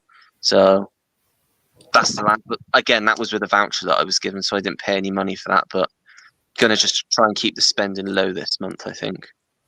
No, Toby Jones is awesome. I love that guy. Yeah, he is great. Ever since I saw The Mist, I think that was the first thing. Oh, it's brilliant I in The noticed Mist. him in. And to me, him and Frances Sternhagen is the old lady with the peas. Those two are my favorite characters in the whole damn movie. I mean, they stole the movie, in my opinion. Have you ever seen Infamous? I've not seen it, but I've heard he's really good in that. I've heard of it, but I haven't seen it. Because it was another example of two films about the exact same thing coming out. Because they had Capote as well, which is the bigger film, and then Infamous came out with. Obviously, I know. What am I thinking? Of course, Kenny's seen it. It's got his girl in it. Yeah. Oh yeah. Yeah. But yeah, it's got a great cast as well. It's got like I think it's Sigourney Weaver in it, and like Daniel Craig, and like a massive cast in it. So of the two, I think I haven't seen it since it came out. But yeah, I haven't seen either, but I've got both, so I should really give them both a go. Although I know Capote's supposed to be the better film, but Toby Jones is just he's great. Yeah, he is great. I mean, have you seen in Tinker Tailor Soldier Spy? Oh yeah. Yeah. Oh, it's brilliant in that. Yeah. Actually, I got that right over there. Miles Teller for Pee Wee Herman biopic. Why not? You know who would be good in the Pee Wee Herman biopic? Joseph Gordon-Levitt. Oh yeah. Yeah, I can see that. Yeah, I can see that. Yeah. I think that kid's a very good actor. Really underrated. Yeah. The Siskel and Ebert biopic will have a scene where they start using their thumbs that will be a meaningful and amusing scene about their gestures that changed movie history. Okay, Stacey. Yeah, that was just a movie. That was just a TV thing, because they always rated their movies on a 1 to 4 star system. And then when they originally started their show on public broadcasting back in the day, it was a yes or a no. It wasn't a thumbs up until it became a syndicated thing, and then suddenly it was thumbs up, thumbs down. Yeah. So there's your movie, Stacey. I helped you out and saved you $10. Yep. Pete said The Thing, which is the same for me. I watch that every Halloween. And John Carpenter's Cigarette Burns from Masters of Horror without fail every Halloween. Cigarette Burns is really good. Gis said, I upgraded the complete Game of Thrones to 4K recently, £95 off eBay. I'd be all over a 4K of the original Salem's Lot too. Yeah, Salem's Lot's great. Yeah. Brilliant. Yeah. Right, we've got to the end of the comments. So what we'll do now is we'll go through our physical media recommendations, and then we'll see if there's any more comments left, and then we'll call it a day because it's later for me today, so it'll have to be shorter. This one and the next one. It's 9:45, so we'll have to call it a day after that. But we'll go in again on Monday, and I think, fingers crossed, I think Sam's back on Monday. So it should be a fun one. Here in the States. Oh, is it? Oh, is it Labor Day? Yep. Yeah. Oh, yeah. Day after my birthday. Nice. Oh, yeah, because you were going to do a stream, but you're not now, aren't you? No, I'm going to a funeral. Yeah. Sad. Just the way life goes. Yep. Yeah. Well, But- kind of. Well, yeah. Depends. Yeah. But yeah, I don't know if any of you guys are free on Monday, but you're welcome to join if you have time and want to. It'll be at the same time as today. So, yeah, cool. Right. Kenny, do you want to go first with your physical media recommendations? I have three. First one is He Said, She Said with Kevin Bacon and Elizabeth Perkins. It's Nice. a 1991 movie. They play like newspaper writers, and basically they were an item at one time. And basically, on one side, it's like of the newspaper, it was he said, and then the other one is the opposing opinion. She said. So it's basically about their relationship. So it's a good rom-com, and I love my rom-coms. Is it something to do with John Hughes, that one? No, this ain't a It's John not. Hughes one. It's directed by Marissa Silver and Ken Quaps. Oh, nice. Because they took the Ken Quap, because I did read background on this. Ken Quaps took the female point of view, and then Marsha took the Kevin Bacon point of view. So it was nice. basically, I thought it's an interesting movie. It's not the greatest movie in the world, but it's really good. And she was coming off of Big when she did this. Yeah. Oh yeah. So she was like really hot. And next one up for me is Legends of the Fall. Oh, I've not seen that yet. This movie is fantastic, and anytime I can watch Julia Ormond on the TV, I am up for it. Especially Sabrina needs a Blu-ray in 4K. That's what I love that movie. So it's a really, really good movie. So Great score as well. Isn't it? Yeah, it's really good. And my last one is Sean. Actually, Sean said that they filmed around Cleveland, and this happened in Cleveland, Ohio, and it's called Kill the Irishman. Oh yeah, I picked that up recently. Actually, I haven't watched it yet though. Oh, Jody, this is really good. The guy Ray Stevenson, he's unfortunately passed away now, but he was really good in this. He plays Danny Green, like a labor guy, and it's just about like the unions in Cleveland. I was like mesmerized by this, and I had to. Okay. I because everything was like really expensive, like on the Blu-ray and stuff like that. And I think I got this for $4 on eBay. So nice. They're really really good movies. So. I need to watch that one then. I need to get on it. give that a watch. Let me know what you think. Yeah, definitely. Nice picks there. Thanks. Jody, do you want to go next? Yeah. So yeah, as I said, the ones I picked are just ones that I watched recently that I really enjoyed. Kind of recent pickups. So, I was trying to get my hands on a few more Eli Wallach movies to kind of watch a few more of his movies, and I picked up this one from Indicator, The People Next Door. It's a movie from 1970. It's very 70s, and I just absolutely loved it. It's kind of like your kids on drugs kind of movie, like a kind of cautionary tale, kind of family drama movie. But it's not in like done in a preachy way. Like it's done in a way of like, okay, well, the kid, she's like basically taking drugs. She's kind of doing all these things she's not meant to do. But the parents are also like very troubled, and they're the ones that are basically laying down the rules, but they're not perfect either. They have problems, and it's a really, really, really good family drama. And Eli Wallach is the dad, and great performances. Hal Holbrook is in it as well. He's really good. Just really, really good, enjoyable film, with really cool, like a really cool soundtrack as well. So that one is the People Next Door. Jim, that's on Tubi. Nice. Oh yeah, I just looked it up as you were talking. It's worth checking out. Yeah, I will check that out. And then I picked up. These are of two movies with Vanessa Shaw actually. This one I picked up. I had never heard of it, but Is this one Cold in July? That's a good movie. Great Yeah, movie. I never even heard of it before, but I was just looking up Vanessa Shaw movies, see what else she was in, and then I saw Michael C. Hall, Sam Shepard, and Don Johnson, and I was like, yeah, I'm getting it. I don't care what it's about. So yeah, this is a really good crime drama, kind of small town, like southern kind of town crime drama. Set in the 80s. It's about basically a guy who basically a burglar comes into his house during the night, and the guy played by Michael C. Hall, he shoots and kills him there. And even though like he's within his right to do so, like he's racked with guilt. And then the guy who he killed, father, basically comes after him seeking revenge. Yep. And that's kind of the premise. And there's so many like twists and turns to it.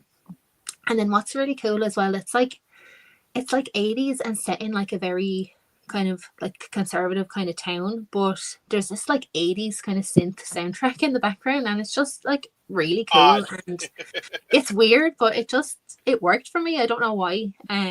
It's like a kind of contrast. It's like a Marauder kind of score. But it really worked, and yeah, I was gripped. Really enjoyed it, and never really hear anyone talking about it. So yeah, it was a really good one. And then unlike Kenny, I don't normally watch a lot of rom-coms, but actually this is not really a rom-com, it's more of just like a romantic drama. And this one with Vanessa Shaw as well, and Joaquin Phoenix and Gwyneth Paltrow. It's called Two Lovers.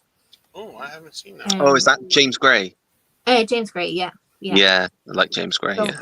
This was so good as well. And it's basically about Joaquin Phoenix. He's like this kind of depressed guy. He's living with his parents. He's in his 30s, and his life is kind of going nowhere. And he basically meets these two girls, like both from kind of completely different worlds.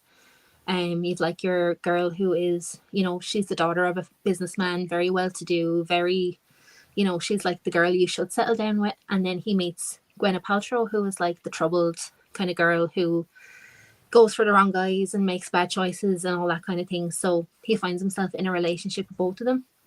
And just how it plays out throughout the film is so good and so satisfying.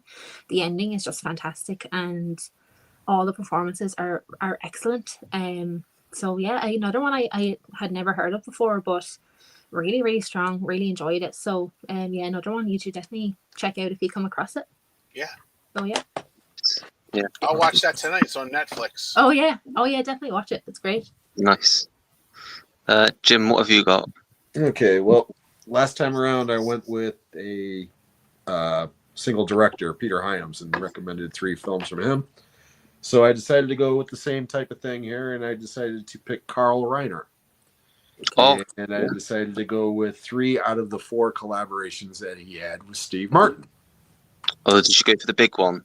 So the first is The Jerk. Yeah. From 1979. This is my Shout Select copy through Shout Factory. And co-stars the beautiful Bernadette Peters. I've had a crush on her since this movie. And Jackie Mason and Carl Reiner himself does a small bit in this movie that's great. And the late, great M. Emmett Walsh is the guy who's constantly trying to shoot him. Yeah, I mean, it's just really dumb movie. Awesome, hilarious movie. So that's the first one. Then they followed that one up a couple of years later with Dead Men Don't Wear Plaid. And this is from 1982. This one co-stars the beautiful Rachel Ward, Renee Sartori, and Carl Reiner. And the brilliant thing about this movie is this was Forrest Gump before Forrest Gump. They superimpose Steve Martin into these old classic film noirs from the 30s and 40s and work the plot around those film clips. And it's brilliant. Now, the movie itself is really dumb, okay? But the way that they incorporate all that footage from those other films, it's fantastic. And this is, again, it's one of these films that I used to watch over and over and over on cable. This one might be my favorite of the 3. And it's Not All of Me, which is my favorite of all of their collaborations. Unfortunately, if I had that on Blu-ray, I had to spend $40 through Lionsgate Select through their website. It's the only way to get that goddamn movie on Blu-ray here in the States. It's ridiculous, okay? But this one's from the Warner Archive collection. from 1983, and I love this movie. Co-starring the beautiful Kathleen Turner and one of my favorite actors of all time, the late great David Warner, The Man with Two Brains. Oh, I've never seen that. I've always wanted to watch that. This is literally a cartoon. It is literally a cartoon. He plays a famed. Okay, here you go. Let me just read the back a little bit. Steve Martin plays Dr. Michael Humferer. That's his name, Humferer. A famed originator of screw-top zip-lock brain surgery. Okay, he literally invented this kind of brain surgery, right? Kathleen Turner plays this femme fatale who marries him for the money. And she's such a tease that he immediately marries her, and then she won't have sex with him. And it becomes like a running joke. And oh my God, Steve Martin does some shit in this movie that is, I still don't. At one point, he's humping the wall. It's just, this movie's great. So if you've never seen The Man with Two Brains, I can't recommend it enough. So those are my three picks this week. Nice. Everyone's had some good picks. Very good picks. We've got one comment from Pete. Cold in July is great. Jim Mickle and Nick Damici did the State Clan movies and are seriously underrated. Nice. Not heard of them. So yeah, that's it. That's the end of the comments. So I think we'll leave it there as it's nearly 10 o'clock my time. So shorter than usual. And I'd imagine stream you've ever had. I think it probably is, to be honest. And I think Mondays will be the same. But I still wanted to do a stream whilst I was away because I always look forward to doing this and talking to you guys and interacting with everyone in the comments. So I still wanted to do that whilst I was away because you know what I would be doing if I wasn't doing this. I'd just be sat watching a movie. Yeah, so might as well do this. Even when he's on holiday, that's what gets me. Yeah. You know, he's on vacation. What's he doing? He's watching movies. I mean, seriously? Oh yeah, it was lovely today, and my grandparents were sat outside. They were in the pool. What was I doing? I was sat inside watching Class Action. Because they got this. As you do. Promise me you try some of the delicacy, like in Spain. Like try. Oh, I've had Spanish omelette. Oh, Yeah, I okay. tried the Spanish omelette. That was nice. Yeah. Have a paella yet? No, I've not seen that about yet, but I would like to try like a proper paella. They have McDonald's there. Yeah. Dude, they got McDonald's everywhere. No, I would be. I watch these two Japanese guys, Tabby Eats. I know nothing about them, but they like travel the world and stuff. I am fascinated by their McDonald's over there because they have different food. I was just wondering if they have different foods for yeah. that territory. The McDonald's over here is like apparently better than the UK and better than America. Yeah. Because Every country apparently has it's their not own like menu. McDonald's. Okay, It's completely different. Give them a watch because they're like 7-Elevens and like convenience stores. They have like gourmet food in those places. Dude, they Like, got gourmet food and vending machines in Yeah. Japan. Yeah. That's what blows my mind watching these videos where these guys go in with like a certain amount of yen and they walk down in these areas where it's just nothing but vending machines, but they're all like gourmet vending machines. And it's like, are you kidding me? That's better than the shit that I go to sit down restaurants and get. You know, I mean, Yeah. Yeah, because my friend was a pro wrestler, and he went over to New Japan wrestling kind of thing, and he goes, "Yeah, right out of my hotel, they had 3 vending machines, and if you go up another street, they had more." Yeah. And he said, "You don't even have to go to like big places to get stuff. You can get like really good, like you can get bowls of ramen at like 4:00 in the morning. You know." Out of the vending machine. It was pretty cool. Crazy. No. well, hey, enjoy the rest of your trip there, buddy. Yes. Yeah. Yeah, we will be going out. I won't just be sat inside all the time. Like I go in the pool in and out, and we go to different places to have a walk around the shops and just to get out. But I think because we just got here yesterday, I think today we just had a bit of a day of rest. All right, go meet some hot senorita, man. You know, vacation. That's what you're supposed to be doing. Yeah. You know, just don't try to check in any youth hostel because then that's just not good. You'll end up in Bratislava. No, it's not good. Yeah. But yeah, we'll go. There's 2 more comments we can go through, and then we'll call it a day. Stacey's just randomly said Romeo is bleeding. It's a movie. Yeah, that's a Yeah. film. Yeah, haven't seen it in years. Spectre said, "Is there a book adaptation you're hesitant about due to today's political correctness world?" I know Jim will probably say The Running Man. Well, again, the ending of that is Yeah. problematic at best. So Yeah. they've got although from the trailer, there is a shot in the trailer that leads me to believe that ending might still be that ending. Yeah. Yeah. Because there is a shot in the trailer where they show Glenn Powell Oh, in an airplane, yeah, flipping around, doing this thing. So I don't know. Who knows? But I would be shocked if that ending is intact. Let's put it that way. Yeah. And I don't think it has to do with political correctness. I think it's just a matter of why would you alienate arguably one of your biggest markets? Because there's still enough people in the audience old enough to remember that shit, even though it's 25 years now, and be upset by it. I wouldn't be, Yeah. But I can understand why certain people would be. So Yeah. Anyone got any answers for that question? Like, is it a movie that is already being made, or one we'd like to be made? I suppose one that could be made. yes. Now I'm surprised that the Long Walk got made. Quite honestly. Yeah. And I'm surprised that it's going to be as hardcore as it appears to be. Oh, I've seen it. That is a movie that I didn't think would ever get made because of the political correctness in the world. And I'm overjoyed. I'm just praying that they stick the landing with that one. I really do. Yeah.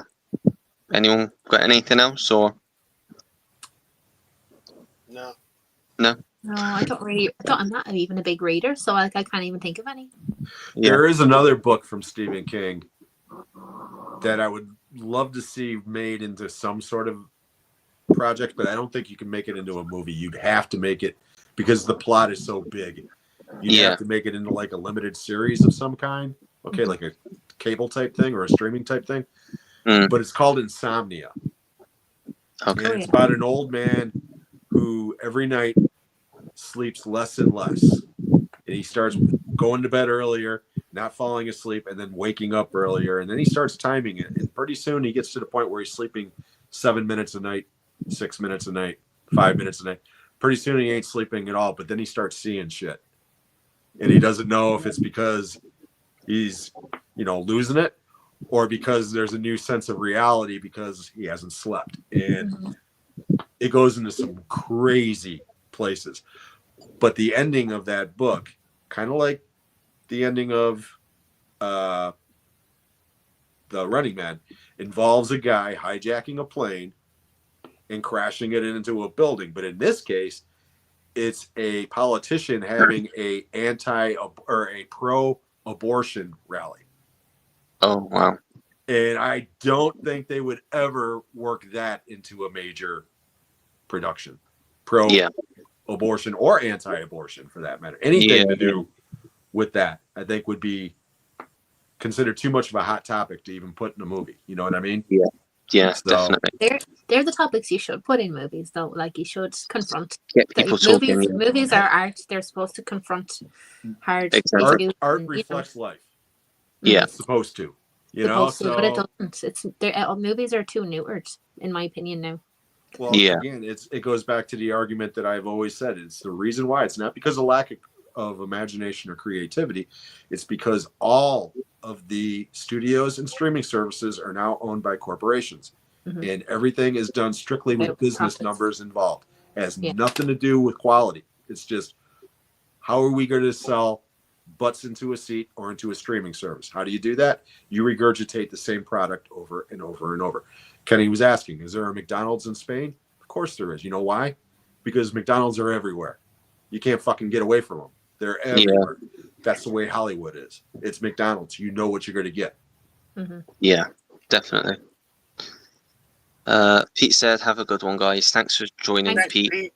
Thanks, Pete. And that's it then. We'll call it a day there. So thank you guys for joining me today. And thanks everyone in the comments as well for sending in your questions and just your random comments. Because there's definitely been some random comments today. But Yeah, all appreciated because everything gets us talking about different things and different topics. So, yeah, thanks everyone for joining. And as I said, it will be the same time, but on Monday next week. I'll still be here, but it'll probably be about the same time as this one, but still should be a good 2 and a bit hours. So You gonna go to you gonna finish 1984 next time? I would, but I've got no pen or I was going to do it today, but I've got no pen or paper here. So I need to, if I can get my hands on a pen and paper to write down the rest that we haven't talked about. You Then stranded in the Gobi Desert, dude? There's no I pen or looked- paper. I've looked everywhere. I couldn't find any paper to write on. Down in the hotel, they'll give you a piece of paper and pen. We're not in a hotel. We've like rented a villa. So and then we're in the middle of nowhere. So there's nothing here. Excuse me, Mr. Rockefeller. Yeah, no shit. Yeah. So, but yeah. Thanks for joining, awesome. guys. Awesome. Yeah. Awesome. Jody, It it was was nice nice to meet you, talking to you. Yeah, you too. Hope Yeah, All right, good thanks, seeing you, guys. Jody, as always. Yeah, you Bye, too. guys. Thanks, Ollie. Bye, guys. Thanks so Take much. care. Bye. Bye. Bye.